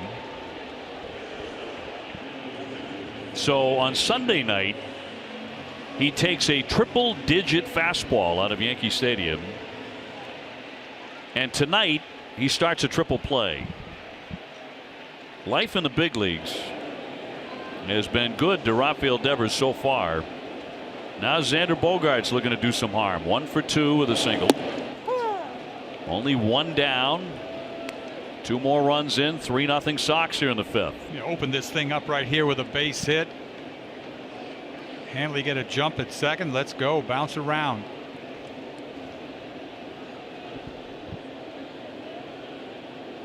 Boy, Leake already up to 75 pitches. There's another bullet into left field. Here comes another run. Benintendi is in to score. Hanley to third. 4-0. Double barrel activity in the bullpen for St. Louis. The Red Sox are knocking Leake around. You can't throw fastballs right here and get away with it. 91-mile-an-hour fastball, nothing, no dip or anything to it. Another bullet there by the Red Sox. Hard to get 2 RBIs here in Fenway Park. Left fielder playing so close, but they're rifling him around the ballpark here. His pitching line brought to you by your Eastern Lexus dealers. He does not appear to be long for this game. Bowman and Duke now throwing in their bullpen. Mitch Moreland is 0 for 2 tonight. Well, he's had 2 innings tonight that he's given up 4 hits. In the first inning, he gave 4, and he only gave up 1 run, and we've had 4 hits this inning. Moreland with a grounder to first and a strikeout. Ramirez at third. Devers at second. Xander Bogaerts at first. Redemption here for Moreland. And the 0-1. Up the middle. Base hit. Here comes Ramirez in to score. 5-0 Red Sox. Redemption indeed. Once again, nice piece of hit, and he got a changeup. Didn't try to pull. Not that big of a gap between the fastball and the changeup when you're throwing 90, and then the changeup. See the 3-finger turn me over changeup right there, outer half, stays on it. Line drive off the mitt of DeJong at shortstop. Only 1 run can score. And Matheny finally out of the dugout. He has made the call to the bullpen. Relatively short night for their starter, Mike Leake. He is done. Red Sox chase him for 5 runs, 9 hits. He'll go to the pen here with the bases reloaded. It's Bowman, and we'll be back with more in a moment.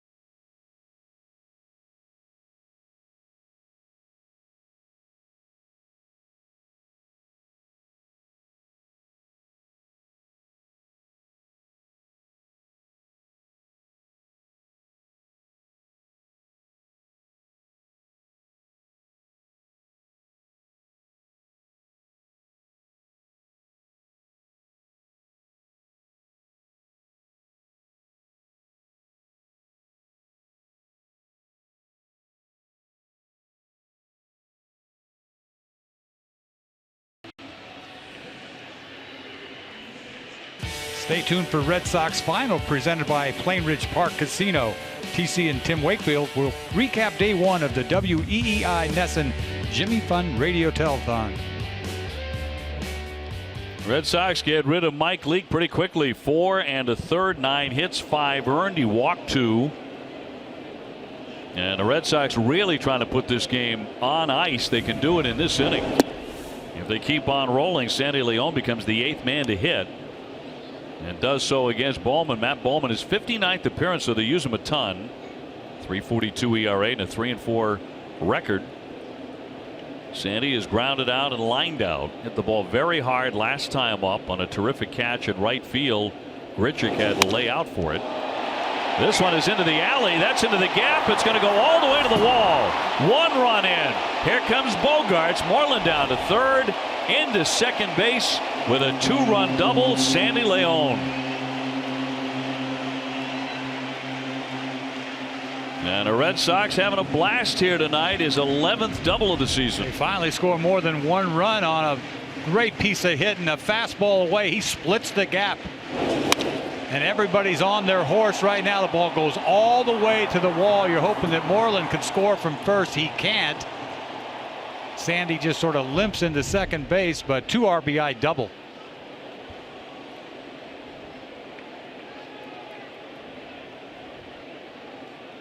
Now Jackie Bradley with the infield in. And the Red Sox ahead 7-0.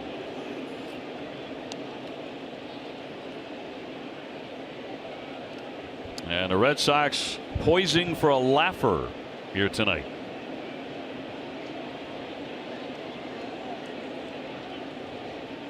And the 0-1 pitch. Down into the dirt. Fastball split finger. Bowman features.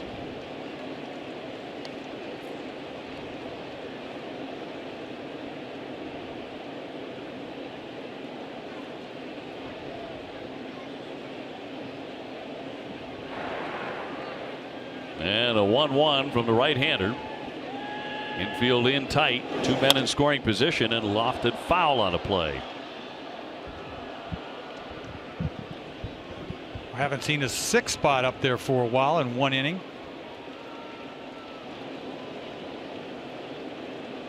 Six runs here in the 5th.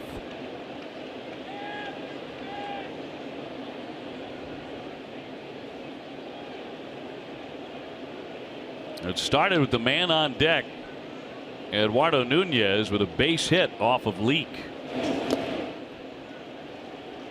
And a base hit by Mookie Betts. Andrew Benintendi hit by a pitch. Hanley Ramirez with a 2-run double. Devers was intentionally walked. Bogaerts with an RBI single. Mitch Moreland with an RBI single. And now Sandy Leon with a 2-run double.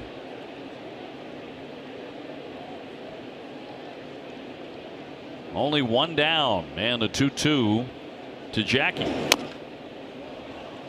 We've had some exit velocity this inning, haven't we? Especially Hanley. Hanley hit 2 balls tonight. I'd love to know how hard they came off of his bat. He's 2 for 2 with a walk.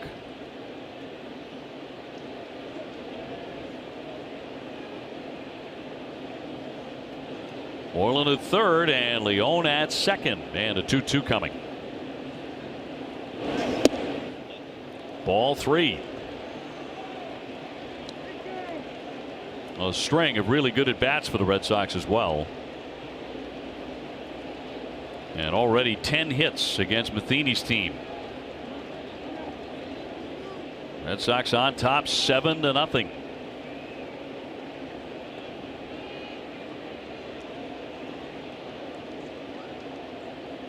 And a 3-2 to Jackie Bradley. Fouled away to hang in there.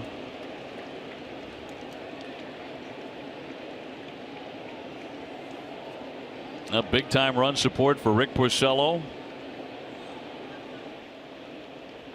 who's been getting the Cardinals to hit the ball on the ground. 2 double plays and a triple play turned by the Red Sox in this game.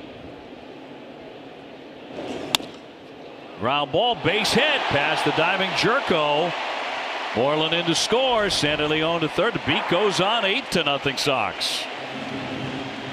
Everybody's gathering RBIs from the 4th hitter on in the lineup, and once again, nice piece of hitting from the left-handed bats, starting with Moreland, then Leon, and then Bradley Jr. See the fastball sinking away. He goes down there and gets it. Hits it right in the right spot past Jerko down the left field line. Only gets a base hit, 1 RBI.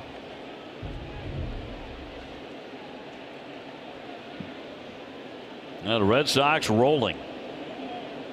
First and third. Here's Nunez, who started it all with a base hit in this inning. He's also scored a run. 1 for 3. Hard hit, base hit to right field. Leon in to score. Bradley taking off at third. He's going to reach. 9-0 Red Sox. I mean, that's when hitting was hitting. I mean, hitting the ball the other way, it's his classic. Nobody's getting large. Everybody's taking what they can get. Hitting the ball the other way. Nunez does it as good as anybody. RBI for him. Need a couple more hitters to join this party with the RBI barrage.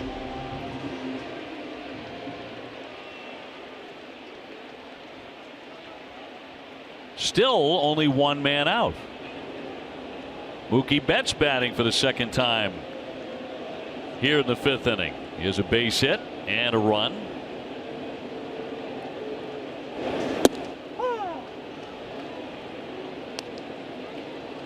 Mookie 1 for 3 this evening, hitting .266 with the 18 home runs. Red Sox with 8 hits in the inning and 8 runs.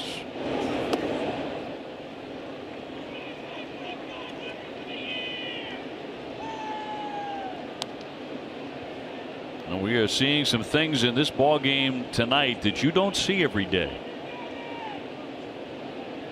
An 8-run inning, a triple play.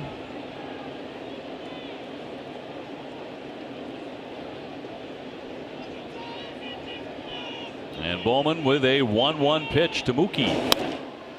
And popped him up. Foul off first. Carpenter back into fair territory will make the play. And so there are 2 down. Ace Ticket is Boston's trusted source for Red Sox tickets from bleachers to boxes. Ace has the lowest prices to games at Fenway. Treat yourself for someone special with tickets to a game. Visit aceticket.com now or call 1-800-MY-SEATS.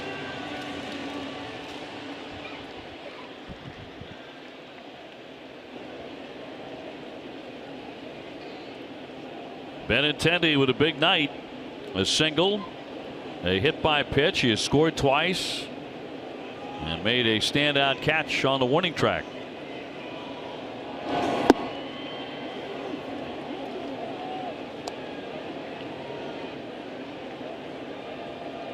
Red Sox running away from the Cardinals here in game 1, 9-0.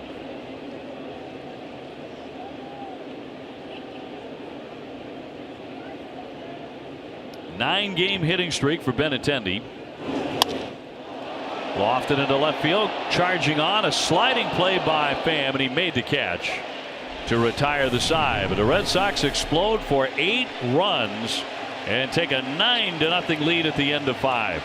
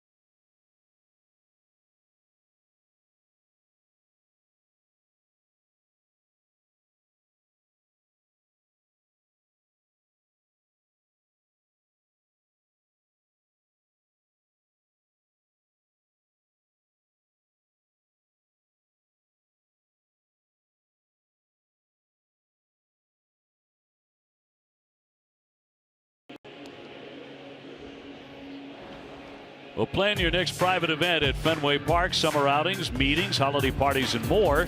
Visit redsox.com/events or call 617-226-6791 to learn more about private events at Fenway Park. So Andrew Benintendi out of the ball game. Remember, he got hit by a pitch earlier. That's exactly what it is. And so Chris Young into the ball game now in left field. Again, the Red Sox are dominating 9-0. And delighted to have a couple of more guests in the booth as the Jimmy Fund Radio Telethon continues to roll on. And along with 4-year-old Jaden, who's bouncing around the booth and having a great time. Jodi and Noel joining us. Jodi, please tell me your last name because it has a lovely sound and I don't want to mess it up. It's Ofasuhene. Oh, it's beautiful the way you say it. It really is. And Noel Peters joining you as well. Your soulmate, breast cancer survivor. What inspired you to be a soulmate and get involved with this particular program? After I finished treatment about 4 years ago, I felt really kind of isolated and alone. And I heard about this program and I thought, well, that would be really great to give something back. And I never realized how much I would get back from the people I was working with. So I've been doing it for 3 years now, and it's an amazing program. So how does that work? So we are paired up kind of based on sort of similar stage and similar characteristics, and then we have kind of like an awkward first date.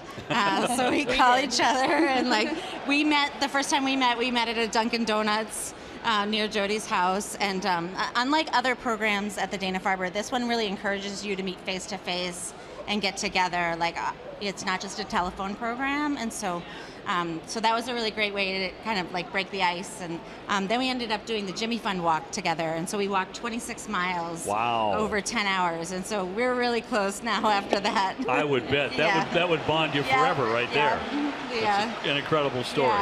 So you talk about treatments. Do you talk about what you've gone through and what the life-changing experience is for both of you? We do, and we also just talk about normal stuff because it's good to get away from all the cancer talk sometimes. Yeah. What was your experience at Dana-Farber? The Dana-Farber is just the most amazing place. Like, you're never alone there.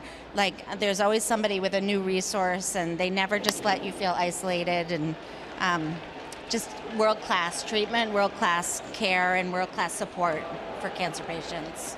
Hey, tell me about this little guy running around here and having a great time in our booth. He's not shy. He's not very shy. No, he's not shy at all. Say hi. Great little guy. Hi. And having a great time at the ballpark. I'm Jaden and Jayden. Nicely done. Nicely done. He's a sweet guy. And I'm yellow. I think I'm yellow. Favorite color's yellow. Well, I'll tell you, this is a marvelous program, Soulmates, but this feels relatively new. It is pretty new. It's been around about 2 or 3 years now. I want to say I was trained in the second wave of volunteers, and we go for a full day training with social workers at the Dana-Farber. So it's not like you just like show up and you're like, hey, I'm going to tell you all this stuff. You get a lot of support from the Dana-Farber itself, like both as a patient and as a mentor. Tremendous progress has been made in the battle against breast cancer. Yes. It's not done. It has a long way to go yet, and it's a terrifying thing to think about. To live through it, I cannot believe. But great progress has been made, and because of nights like tonight and tomorrow night, and the Jimmy Fund, and the great contributions by New Englanders and Red Sox fans all over the world. Yes. Yeah. Absolutely. Thank goodness for that. Yeah. I'm going to let you grab Jaden because otherwise he's going to take my microphone. He's going to call in the next few minutes. He's going to get the hook is what he's going to do. It's been great meeting all three of you, and thanks so much for dropping by. And all I can say is congratulations and God bless you. Thank you. Thank you so much. Thanks so much. Congratulations. Jaden, great to see you, bud. He's not going anywhere. No, he wants to stay. He wants his own mic is what he wants. No, he does. Pham going up the middle, and that'll be a base hit. Voigt, the pinch hitter, up and into second. Our thanks to Jodi and Noel and Jaden for dropping by. And we certainly hope that You can call that number tonight at 877-738-1234 or go to jimmyfund.org to pledge your gift right now tonight as the tote board continues to grow and grow. Red Sox with a big 9-0 lead here on night one of Jimmy Fund Drive. It's about that time again for a double play ball, wouldn't you think? The Red Sox have turned 2 and a triple play this evening. DeYoung with a high fly into short right field. Plenty of time for Mookie Betts. And there are 2 down. We'll get expert emergency care without leaving the ballpark at the Beth Israel Deaconess Medical Center. The first aid station is located behind Section 12 on the lower concourse. Beth Israel Deaconess Medical Center, the official hospital of the Boston Red Sox. Visit BIDMC.org. Here's Dexter Fowler now. Perfect night for him. He's 2 for 2 with a couple of singles.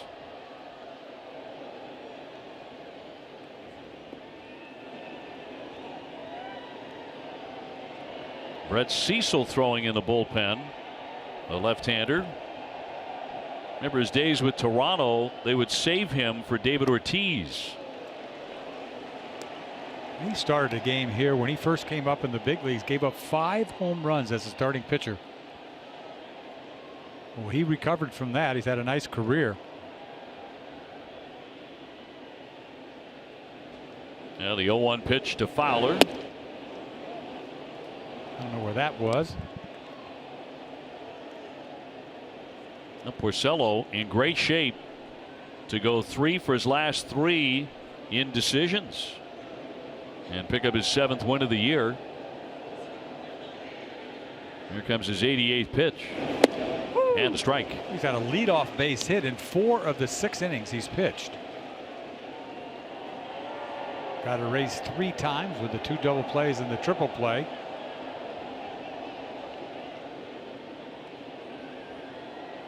Couple of men on, but 2 down, and a 1-2 to Fowler. Fly ball well hit left center field, ahead of the wall. That'll catch the 10. There goes the shutout. A run in. Here comes the second run. Boy trying to score play at the plate, and he is in. And down to third is Fowler. 2-run score to make it 9-2. And John Farrell thinking about maybe challenging that last call. Oh, yeah, I thought he was safe at the plate. I'm surprised that Leone let Fowler just sort of traipse into third base. He gets in there, the foot gets in from the tag, and he doesn't turn around in time to see Fowler going to third. It's like giving him an out. That's safe, easy at the plate. So no challenge. Well, I'll tell you, Fowler has got Porcello's number. 3 for 3 tonight, 3 for 7 coming in with a home run. They're going to bring up Carson Kelly to hit for Molina in what is now a 9-2 game.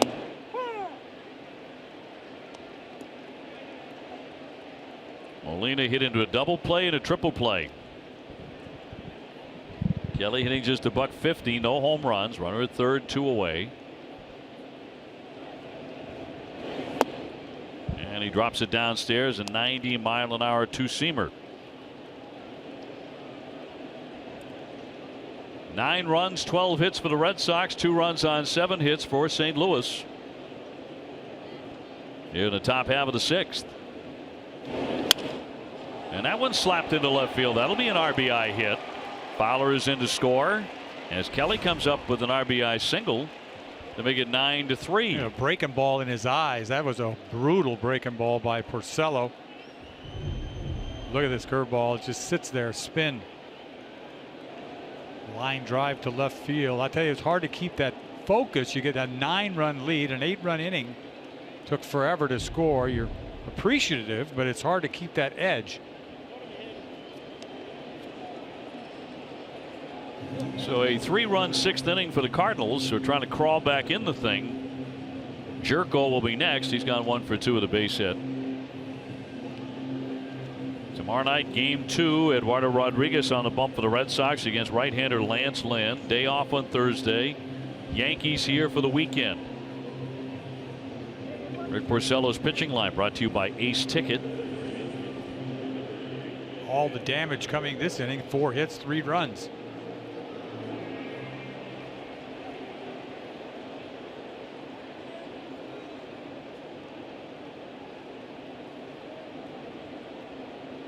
Two gone and a man aboard for St. Louis.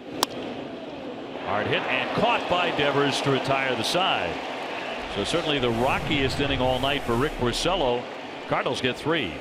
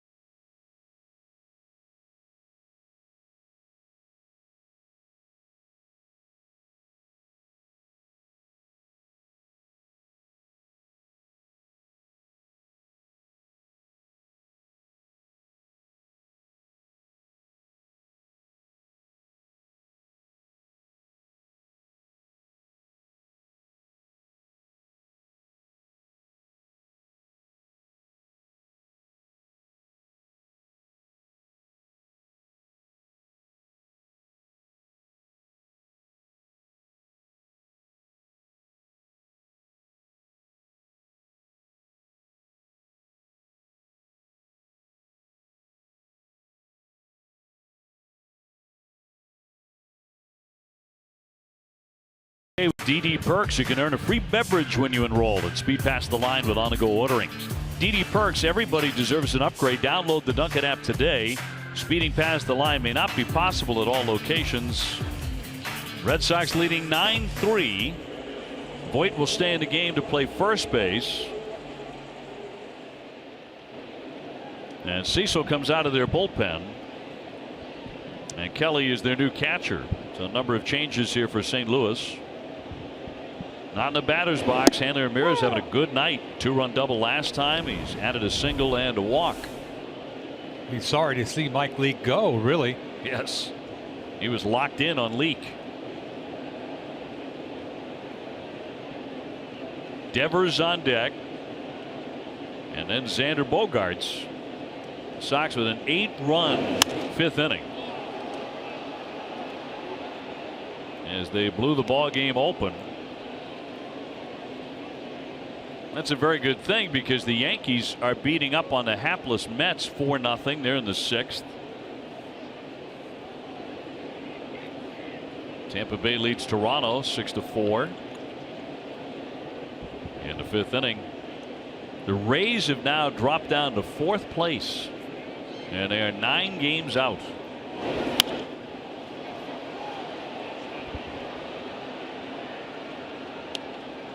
Meanwhile, the Red Sox catching fire in August. They're 9-2 this month.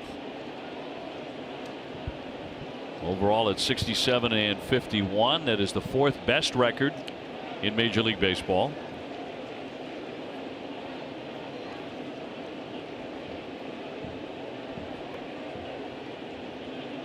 And the veteran left-hander with the 0-2. He got him. One away for the Red Sox. Here in the 6th, it's time now for a game break. Brought to you by Jordan's, the furniture store of the Boston Red Sox. Here's TC.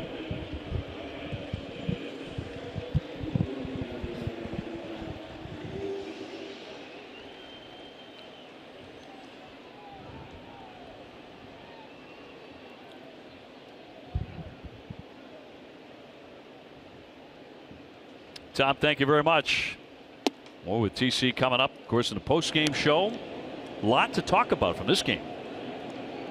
Big inning is what it comes down to, and Porcello getting some runs again. That's 2 out of 3 games. He's got a ton of runs. That skips off the mound, up the middle, run down by Wong, but he's not going to get him. And Devers has another multi-hit game. That's his second single tonight. He can't do anything wrong, I'll tell you. How true. Just a 10 hopper up the middle. Look how long this ball takes to get up there. 1, 2, 3, 4. 4 hops. Wong has no chance. And the beat goes on for Devers. A little AAA, excuse me. He started the triple play. Yes, hello. Time to see who's been driving the ball, presented by Toyo Tires. And Devers at Fenway, 11 games, liking it. 381, 4 home runs. Toyo Tires, the official tire of the Boston Red Sox. Ripped into left field, down for a base hit. Nice to see Xander Bogaerts with a 3-hit ball game tonight. Well, that's great for Bogaerts. He's hit 2 line drives, 3 line drives tonight. Everything was hit hard. 14 hits for the Sox. Get his confidence going. That's a good swing right there. Snap that ball in left field. Ball up out over the plate. Has hit me all over that pitch. 3 for 4 with an RBI. Last time up, Moreland knocked in a run with a base hit. He's 1 for 3. Pitch hitting .241, 14 homers, first and second, 1 away. Red Sox trying to get to 10 runs.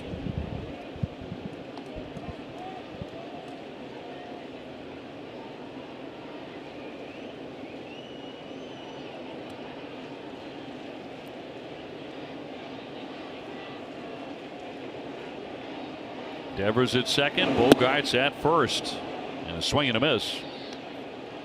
Cecil's got a good curveball. That's a big part of his arsenal.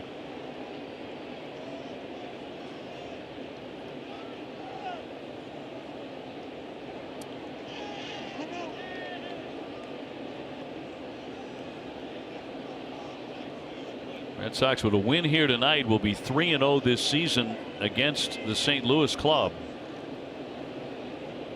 And would also be 12-4 against the National League.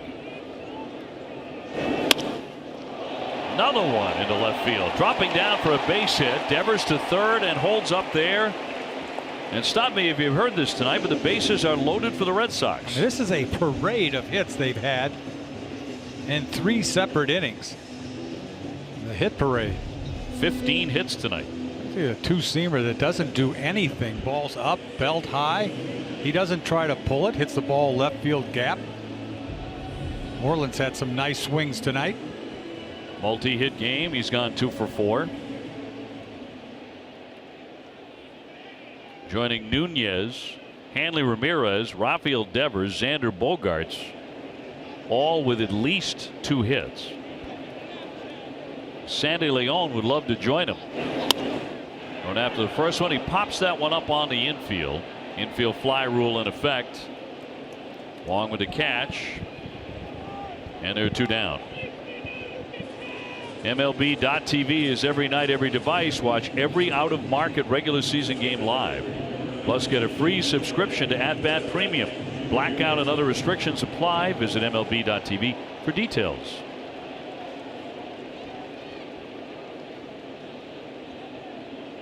Two down and the infield back. Bases loaded for Jackie Bradley, who trickles that one foul. He had an RBI hit last time up. He's also been hit by a pitch. Cecil can't get the ball down. Everything is belt high.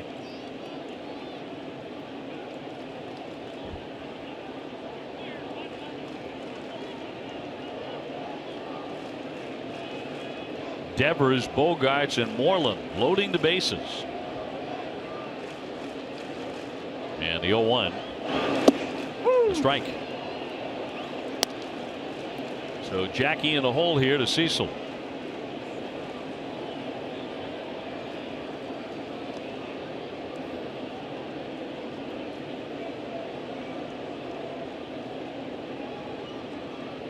Red Sox have out hit St. Louis 15-8 to this point. 2. That one ran in on him.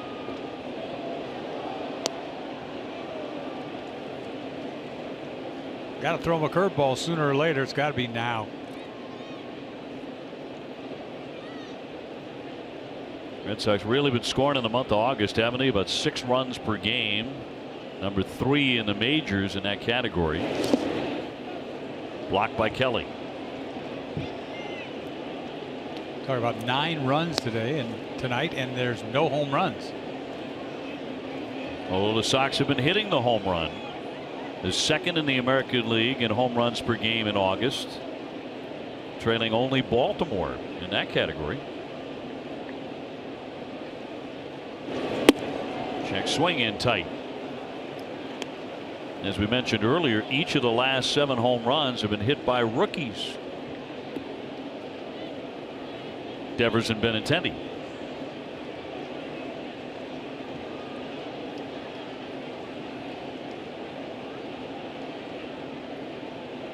Bases jammed, 2 down on the 2-2.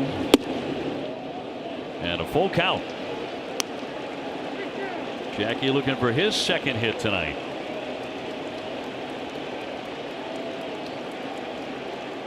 The only pitch this Cecil's thrown down was that breaking ball. Everything, all the fastballs are up. Payoff pitch. He got a piece of that. He got it down. Almost hurt himself swinging at that thing. And Jackie's slow to rise. John Farrell looking on with a little bit of concern, but he appears to be okay. Got something down and away and almost hurt himself. And foul ball got him on the thigh.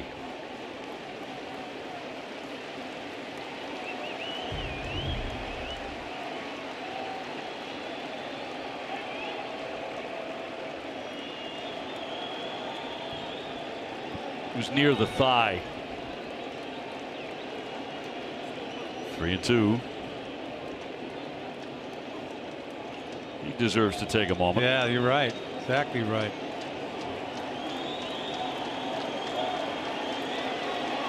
All loaded up with 2 down.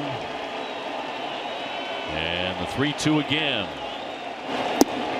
And he takes ball 4. That'll force it a run. Here comes Devers. And the Red Sox get to 10 runs now, 10-3. Jackie with his 2nd RBI, and he earned that one. That'll bring up Nunez. In search of his 3rd hit. He has gone 2 for 4 after going 3 for 5 last night. We got some guys that can pad some stats tonight, I'll tell you. Eduardo has always hit the St. Louis Cardinals. This is his 12th game against them. Well, he hits everybody. Every time you talk about him, he's hitting everybody. That's right. He's hitting .330 lifetime here at Fenway. .395 against the Cardinals. That's before tonight. Where has this guy been? Nunez, I tell you, he has been a star. How did he steal him? It's incredible. This is going to go down as one of the greatest trades if it finishes off the way it started. 0-2 on Eduardo, who tonight is playing 2nd base. He already has 7 game-tying or go-ahead RBIs for the Red Sox in 15 games. He's just been taking base hits lately. He said, "I'll forget about that, trying to hit it out of here." Now let the kids do that. Yeah, exactly.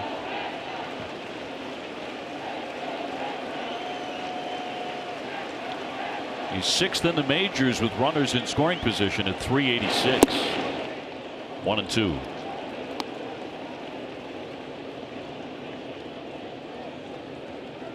And has been something else since the trade from the San Francisco Giants. Now he has the bases loaded. Red Sox leading at 10-3. No place to put him, and a 1-2 from the southpaw. How did he get the bat to that ball?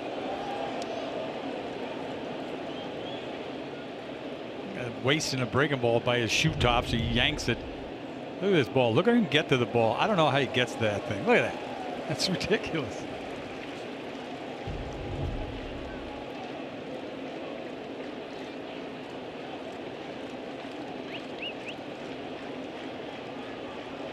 1-2.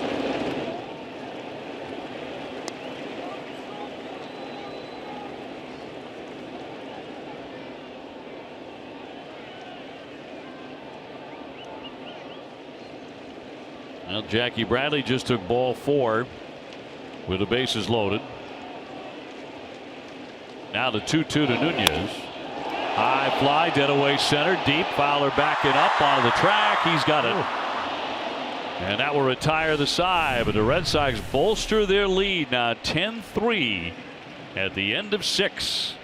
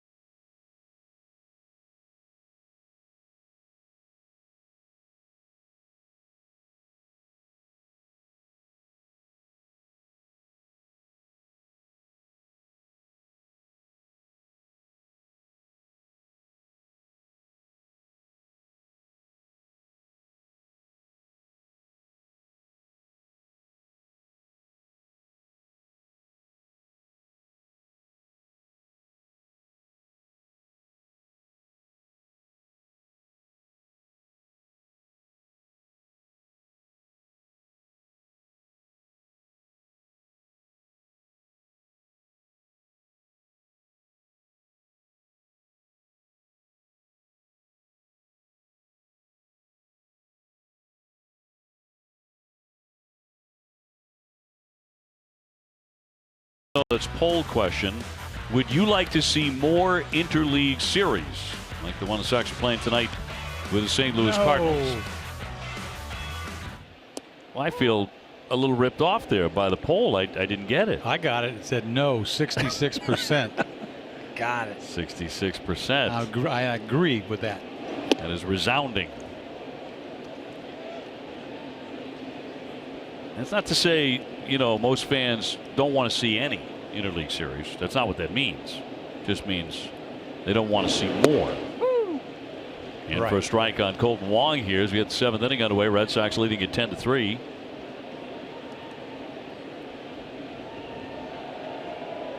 Wong has struck out and flied out to left. Because if you didn't want to see any, and a 2-hopper to Nunez for a quick out, that means that Red Sox Cubs earlier this season never would have happened, and then you really would have felt ripped off because that was a lot of fun. What happened in that series? We won 2 out of 3. Red Sox won 2 out of 3, and it was incredibly festive. Some great theater here with all the Cubs fans in town.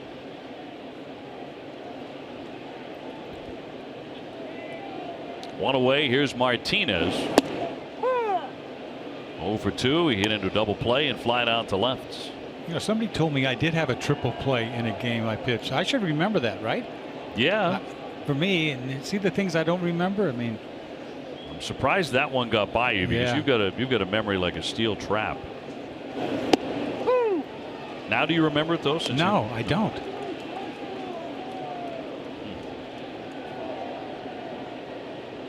Well, I guess we won't hear that story. No, can't remember.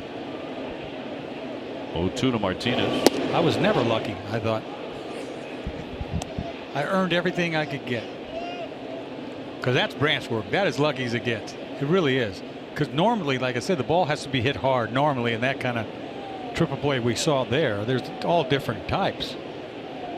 Could have been a fly ball, everybody running too or something.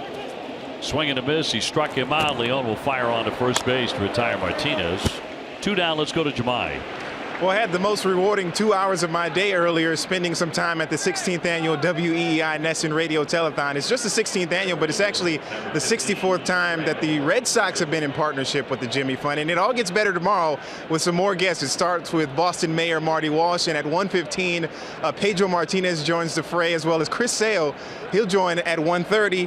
And then 2:30 p.m. tomorrow, it's John Farrell, joined alongside by Celtics head coach Brad Stevens. And I know you also had a chance to be a part of it, Dave, and it was phenomenal to be a part of. Well, you know, the young lady who is going to be singing God Bless America, a 14-year-old who's battling cancer right now, she's going to be singing here. It's she's going to blow you away. She has a great voice. She's a songwriter, writes her own music, wants to be an actress. 0-2.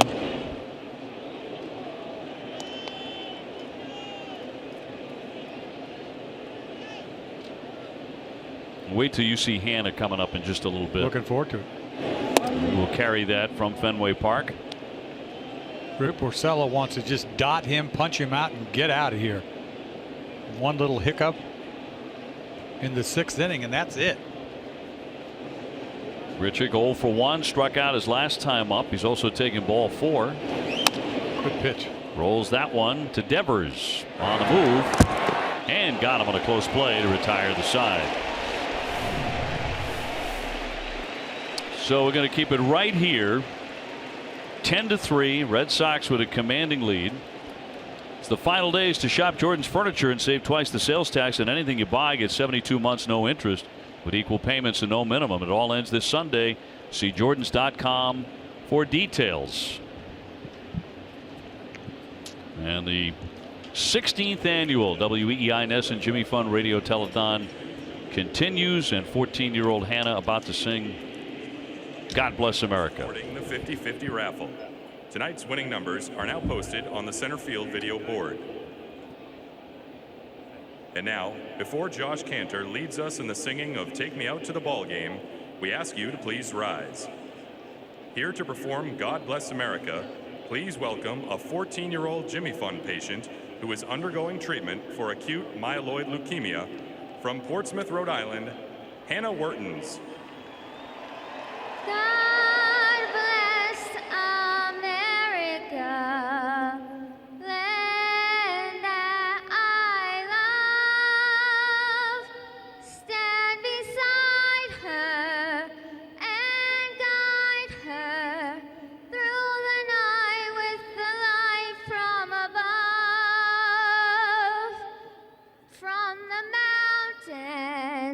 To the prairies, to the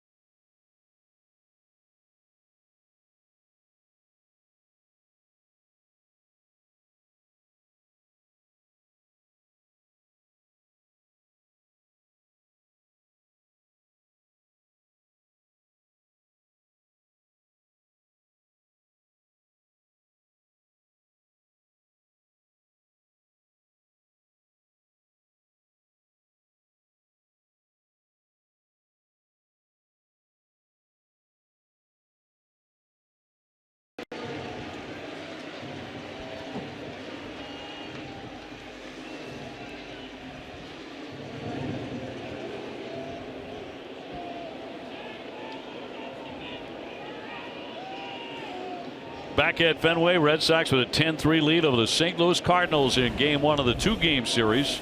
Dennis Eckersley and Dave O'Brien alongside as Mookie Betts is in.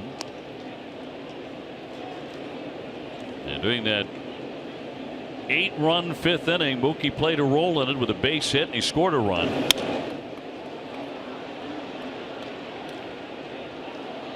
Red Sox get Joe Kelly going in the bullpen.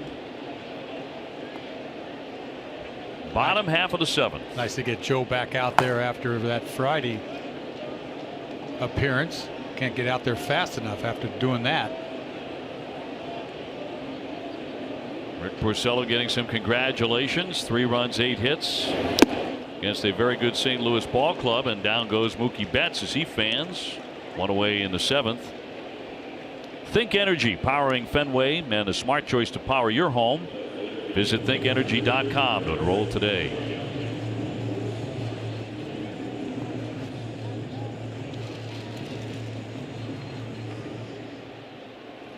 Here comes Chris Young for the first time. 245, 7 home runs for Chris. Brought into the game to play left field. Benintendi had a good night, scoring 2 runs, base hit the ball hard a couple of times, as he has been doing routinely. Young trying to join the party. Everybody had a hit up to this point. But Andrew was hit by a pitch. Seems like because of a precautionary measure, the Red Sox got Benny out of the ball game. 1-1. And a breaking ball in there. Back to that hit by pitch in the 5th inning. I thought he was going to swing at this. It got him right in the back knee, held up his swing, but it got him pretty square. Swinging a bit, strike 3, and there are 2 away for the Sox. So Brebbia has come on to fan the first 2 men, and Hanley will be next. Red Sox pounding out 15 hits to this point. They have not hit a home run. There's been 1 base hit or double after another.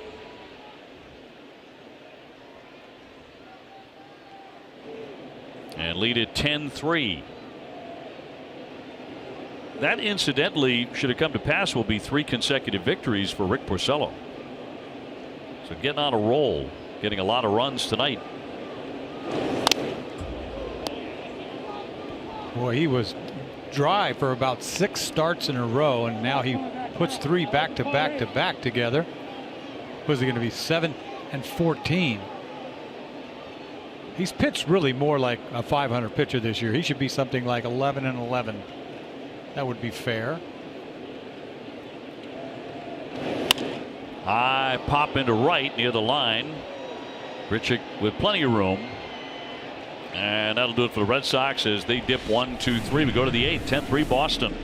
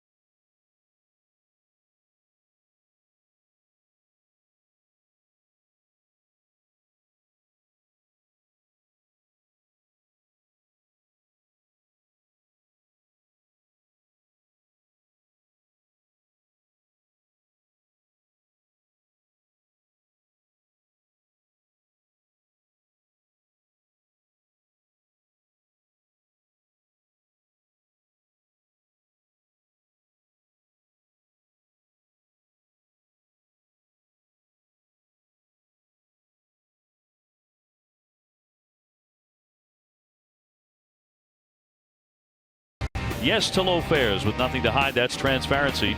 Ford Trucks, built Ford Top, the official truck of the Boston Red Sox. Digital Federal Credit Union, see what DCU can save you. And by Infinity, empower the drive. A couple of changes here for the Red Sox, who lead it 10-3. Red Sox Jimmy Fund co-captain Brock Holt now in the game at first base. One of the many positions that he can play. We haven't seen him there this year, have we? No. We are seeing Joe Kelly again out of the bullpen for the 37th time. And coming off that outing in New York where everything went haywire for the bullpen, but tonight a 7-run lead. Rick Porcello in line for the victory. So he allows 3 runs, 8 hits. How about the difference between this appearance and the last one for Kelly? Oh, doesn't get much different than that. In terms of stress? Oh, he was stressed to the gills in New York, and now you got a clean inning, 10-3. Beautiful. It was Friday against the Yankees, 2/3 of an inning, 3 hits, an earned run. Entered the 8th inning with a 1-run lead, 2 men on and nobody out. I mean, it doesn't get any tougher than that. Well, the Sox would drop that, then bounce back in impressive fashion the next day, and then win a thriller on Sunday to win the series. Right now, the 4.5 game lead. Yankees in a bit of a fight right now. The Mets, it's 4-2 Yankees in the 8th inning. We'll keep an eye on that.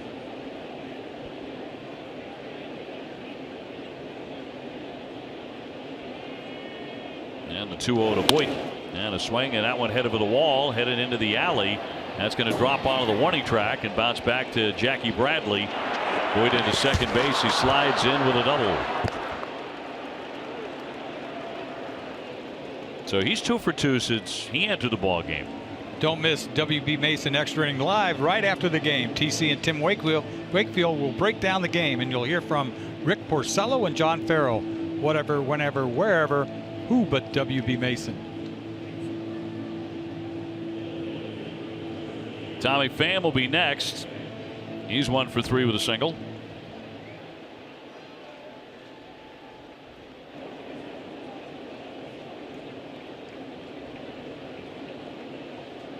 And tomorrow night, the Red Sox are asking you, if you're coming to the ballpark, if you hold a ticket for Wednesday night's game 2 of St. Louis, to be in your seats at 6:30 as the celebration of the 1967 Red Sox team will get underway at 6:30 tomorrow here at Fenway Park.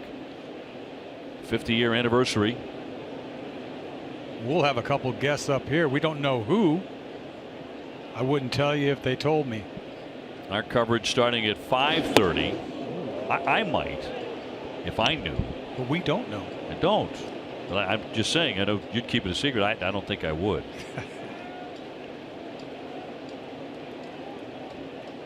I know who I'm hoping for. Yeah, I knew you'd say that.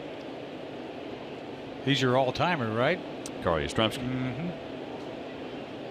Man they call Yaz. 2-1. They wrote songs about him. Wasn't he here earlier this year? Was it this year? Yeah, Yaz was here earlier. Yep.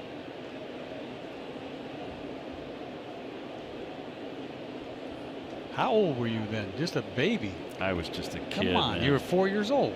Because I know when you just turned 54. Yep.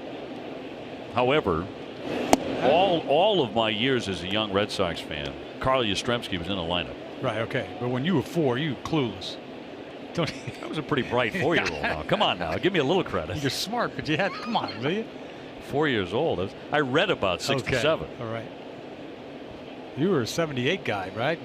Huge 78. Well, 75 before that. Yeah, 75, right. Popped him up along the right field line. Betts chasing and off into the seats. I remember being here at Fenway Park with my dad down the right field line near the pesky pole, watching a young Detroit Tiger right-hander by the name of Mark Fidrich. Yeah, 76. Just dealing. Oh, he was something. And my dad says, watch this, David. He will not get a pitch above the knees all night. And if he does, watch Carl Yastrzemski. You know what Yaz did? The one pitch I think he got above the knees all night, Yaz put it into the net. Did he? Yes, for a 2-run homer and beat him. That was an incredible year. He won 19 games that year. I ended up being friends with him later in life. He's from Northborough. Everybody knows that. Yeah. You and Mark Fitterich were friends? Yeah. He died too young, obviously. Yes, he did. Oh, it was awful. What a great personality. Oh, he was real, man. Can't get much more real than that. Yeah. 3-2 to the right side. Nunez on to first. Into third base is Voit. We check out what events are coming up at Foxwoods Resort Casino. September 1st, Old Dominion. On the 9th, Tom Jones. And on the 22nd of September, Sammy Hagar.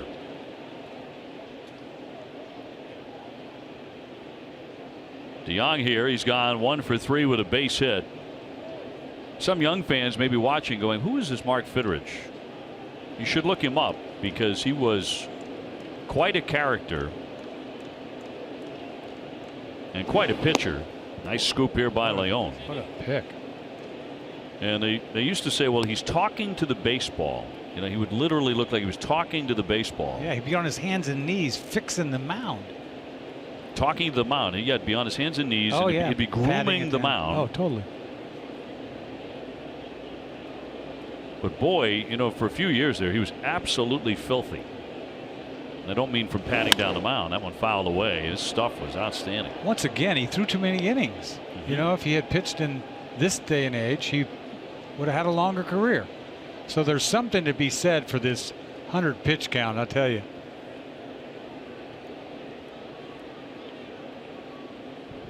He has Shaggy here, so he reminded somebody of Big Bird from Sesame Street. That's why they called him the Bird. The 1-1 fouled on a check swing. But he was entertaining. And a local guy.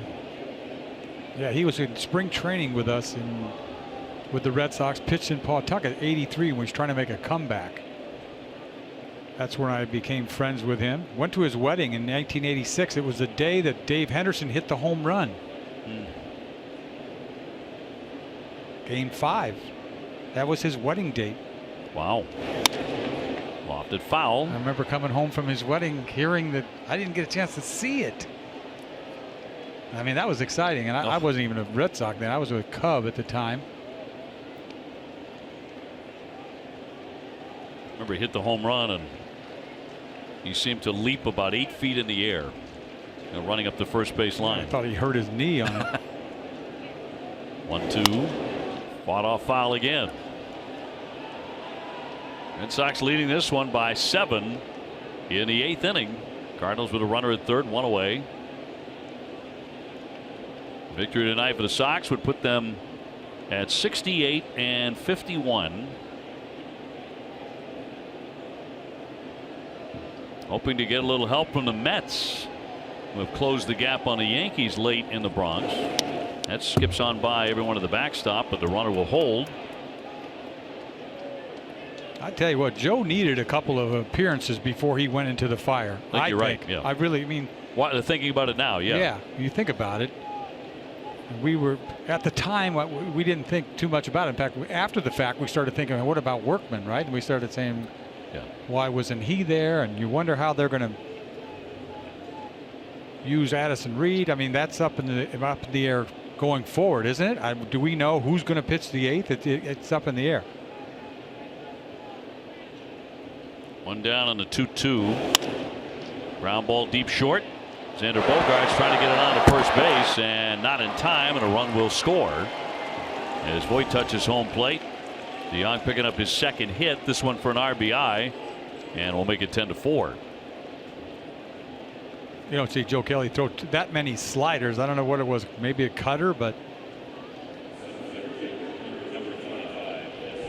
it's this ball in the right spot. Yeah, he cut that ball a little. I guess that's a slider for him because it breaks so much.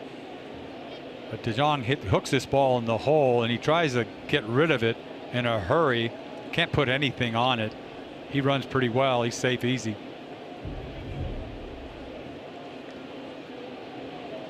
The send up Dexter Fowler's had a very nice night. 3 hits, 3 for 3 with a double. Drove in 2 runs last time. And a fly ball toward the alley. On the move is Young. Back to first base, DeYoung, and there are 2 down. CVS Health is investing $50 million over 5 years to extend their commitment to helping people lead tobacco-free lives and move us one step closer toward a tobacco-free generation. Learn more at cvshealth.com/be-the-first. And don't you think that Brandon Workman is earning the right to pitch the 8th inning now? I do, but he's in the mix. I mean, you just sort of a pecking order, but that got disturbed the other night. John Farrell said before tonight's game that Brandon Workman is highly trusted down to second base, moves DeYoung. I mean, you have a few choices out there, whether it's Workman, Reed, or Barnes. And I think that Farrell really has got a lot of confidence in Barnes. I mean, you know, for him to stay with him that inning with the bases loaded said a lot.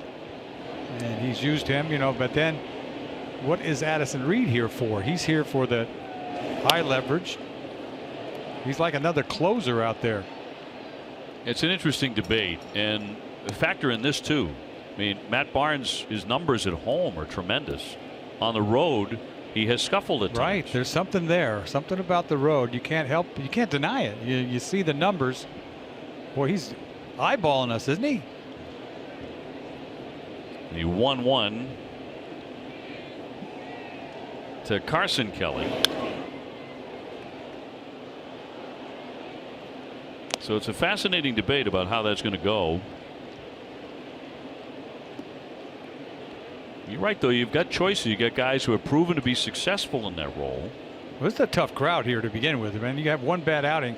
Addison Reed gave up a home run the first time out, and everybody's going, wait a minute. I mean, come on, man. The guy, you give him a break. It's a pretty good track record. Get into a staring contest with Matt out there, the 1-2. He could do that when it's 10-4.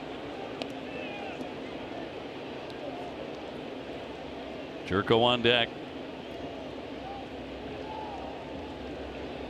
15 hits for the Red Sox tonight, and St. Louis with 10. And the 2-2 in there, strike 3. He came back with a tight slider to strike him out. 1 run in, 10-4 Boston.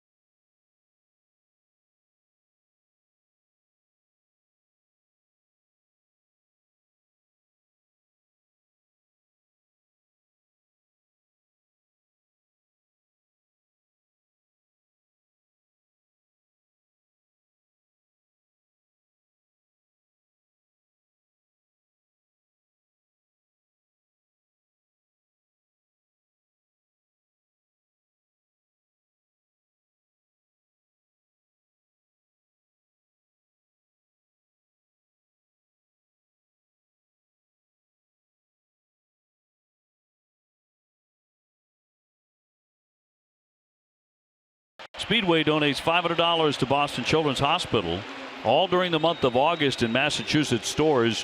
Use your Speedy Rewards card when you purchase $3 of in-store merchandise and get 10 cents off a gallon. Greg Garcia now into the ball game. Tuivailala, the right-hander with a long name. Tuivailala. Out of San Mateo, California. He will enter the fray here in the bottom half of the 8th inning. Tui's got some cheese is what he's got. Tui's got some cheese. He does. Rafael Devers has got another great memory tonight. He started a triple play. And at the plate, 2 more hits, so he's hitting .354.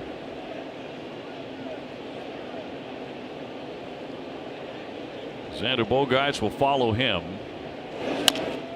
And a topper. Tuivailala up off those toes to make the play. One man gone. Back to the triple play. I love triple plays. How about heads up here by the kid Devers? Turns it. Beautiful thing. Molina's the runner. And that is a triple play. Branch work there by Porcello. Yes, loving life right there. If Porcello can win this ball game tonight, would be his 3rd consecutive win. Xander Bogaerts has gone 2 for 4. And you talk about 3 hits, I should say, for Xander. You talk about that 8th inning the other night in New York, and because it was the Yankees and because the Red Sox lost the ball game, don't you feel there's a tremendous overreaction oftentimes as Garcia just into the game is going to commit an error? In all likelihood should be an E5. It better be an E5. That ball just ran up his arm.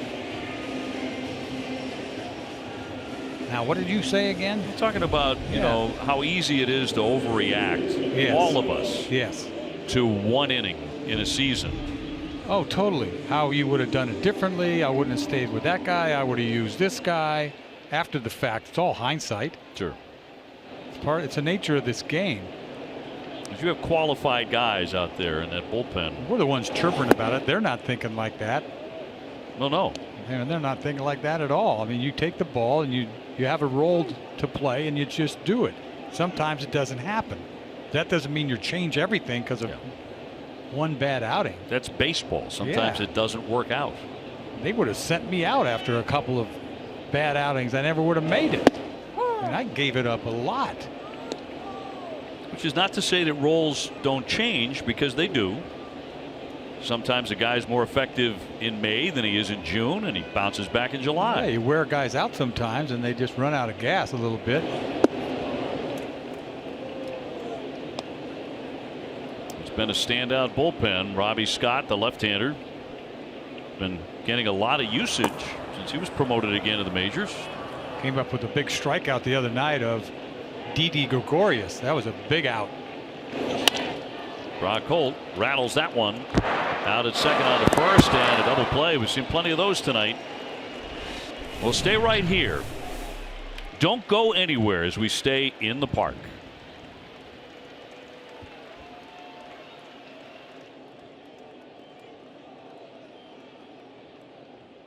Friday. What a game. Yankees, Red Sox. Incredible. To earn their place, they'll have to fight for it. Head to head. Dominance. The fight for first. With a chance to be the hero. There he goes. How about the swing of momentum here? It's Yankees, Red Sox. Series coverage begins Friday at 5:30 on NESN. Presented by Amtrak. Save up to 25% at Amtrak.com. Plus Sunday, don't miss a very special event celebrating Jerry Remy and his 30 years on NESN. You're taking an enormous risk speaking with us, so thank you. Of course. What was the key to toppling this notorious crime ring? By keeping my identity a secret, I was able to witness the atrocities firsthand. I've been undercover for 5 years. Anonymity is critical to my survival. Want to get away? Now you can with Southwest fares as low as $59 one way. Yes to low fares with nothing to hide. That's transparency. My Miranda sofa, 92 inches of pure Bobopedic memory foam comfort for only $449. I don't know. Miranda looks lonely. Lonely? She needs some friends. She? How about a matching love seat? Both pieces only $7.99. 3 tables only $1.99. And a pair of lamps only $80 for both. That all comes to an incredible $10.78. Or buy them all together and get my package deal price, only $9.99 for all 7 pieces. Now that's a party. Dare to compare at Bob's Discount Furniture. What about Slammin' Stanton? Or South Beach Smasher? What are you doing here, man? Giving you a nickname. No, like here. Oh, well, T-Mobile's all unlimited, so I've got unlimited access to all things MLB. All things, huh? Yep. The Stanton of SWAT. Nah. 4-bagger with swagger. No, thanks. Oh, I got it. Mic drop. Because he used to go by Mike. Maybe? We can't really give every fan access to the field, but we can give you America's best unlimited network, T-Mobile. Now back at Fenway, Red Sox leading 10-4, looking to take game 1 from the Cardinals. And here's our game summary brought to you by Xfinity. Sox knocking Mike Leake out of the ball game quickly, 4 1/3. They got to him for 8 earned. Rick Porcello, 7 strong innings, 3 earned runs. Can win it tonight. Hanley Ramirez with 2 RBIs. Bogarts has gone 3 for 5. And Robbie Scott has the baseball here in the 9th inning. And trying to put an end to this one and put the Red Sox into the win column for the 68th time this season. And Garcia lifts a high fly ball into shallow right. And 1 man gone. Time for the unlimited baseball break brought to you by T-Mobile. Looking at the probables for tomorrow. Lance Lynn going in 10-6 for St. Louis. Erod 4-3 with a 380. He's already pitched against St. Louis. Pitched pretty well. Quality start back in May and got the win. Pitched great against the Yankees Friday night. Should have got the win. Boy, he's so comfortable in Yankee Stadium, isn't he? Amazing what he's done against the Yankees. Got right an at ERA home. of like 180 there, doesn't he? Yeah. Colton Wong here hitting .304, 0 for 3 tonight. Big inning in this one was the 5th when the Red Sox struck for 8 runs. It was a hitting clinic. And pounded out 15 hits tonight. On the verge of going to 3-0 this season against the Cardinals. I'll tell you what, I give Robbie Scott credit. Remember he pitched the 9th inning or 8th inning, 9th inning of that 10-5 game. He gave up 2 solo home runs in the 9th. And then John Farrell brought him back for a big at bat against Didi Gregorius. He punched him out on 3 pitches. I mean, that was huge. After coming off the 2 solo shots. Sure. I was feeling it for him when he came to the mound. I was like, you know, whew. He doesn't have a lot of experience, and that's as tough as it gets. Sox bullpen number 3 in the majors in ERA 3.03, barely behind the Dodgers who are 3.02.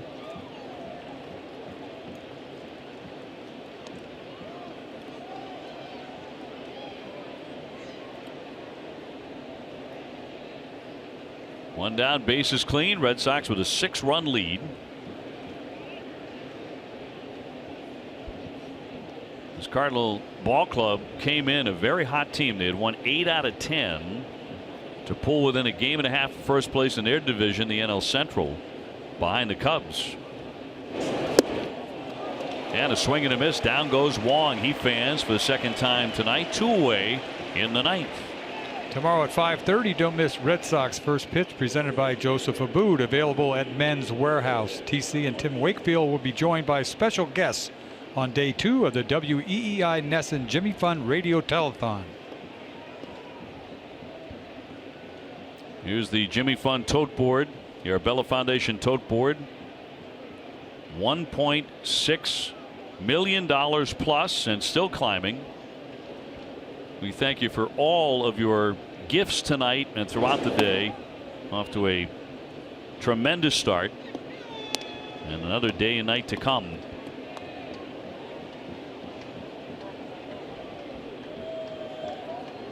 You realize, Zach, that this year the Jimmy Fund tote board is running about nearly $500,000 ahead of last year. at the same time. What'd they get last year? 3? I think over 3 million, right? So they're on a good pace.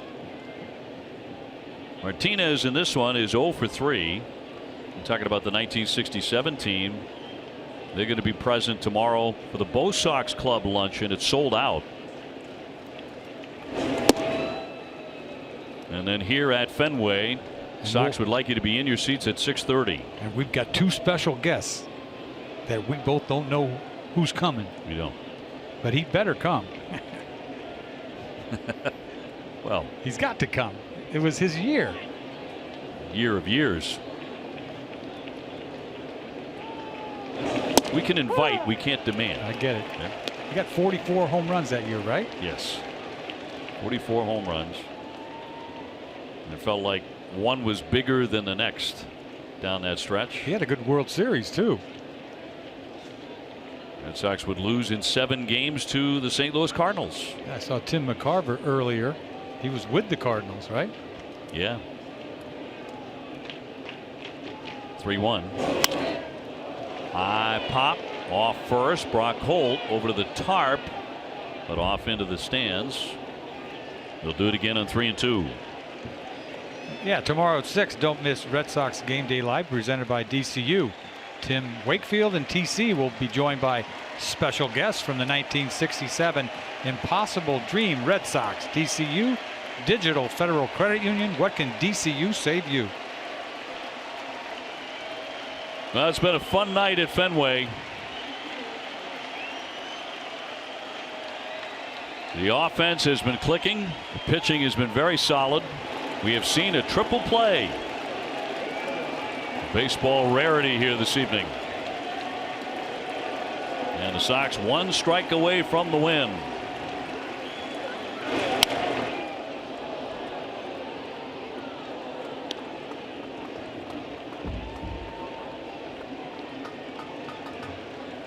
Victory would make the Red Sox 10-2 in August.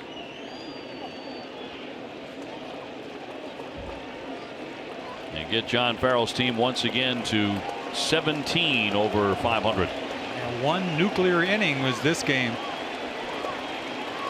The 8-run 5th. 3-2 to Martinez. Being pesky here.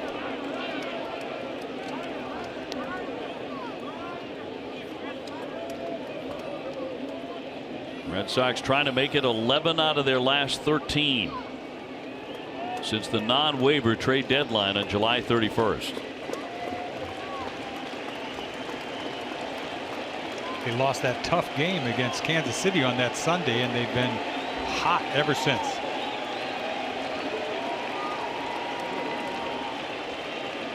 Scott with a payoff pitch with 2 down, bases clean. Got a piece again.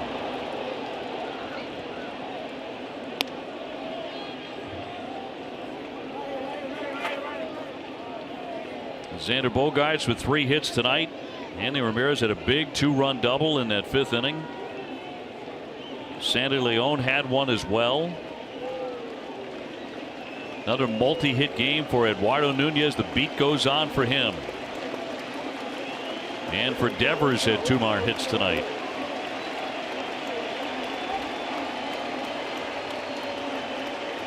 Scott with a 3-2. And he walks him. So Martinez is on. Red Sox baseball on NESN is sponsored by Southwest. Yes to low fares with nothing to hide. That's transparency.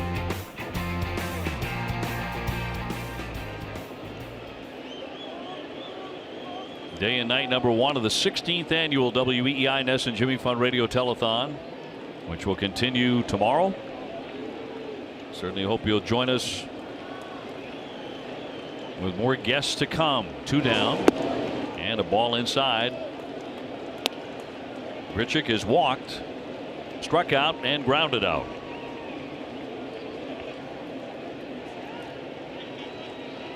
He was thrilled to be coming to Fenway Park for the first time. It's one off his list. He only had a few on the list, but Fenway was right near the top.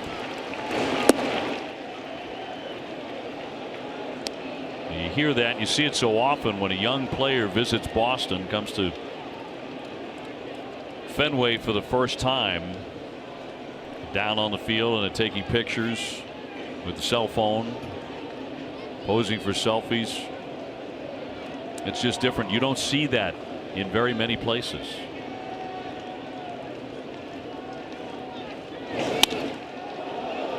Ripped off into the stands, foul strike, a noisy strike there to make it 2-1. A little too quick.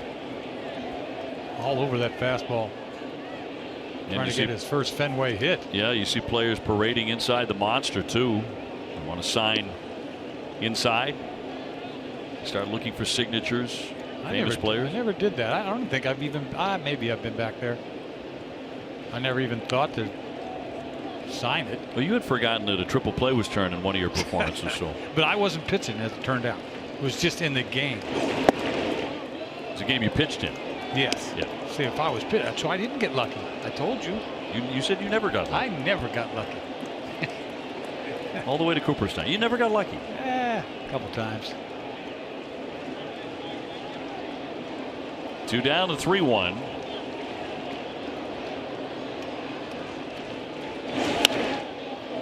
It's solidly again 3-2. Gonna hurt somebody up there.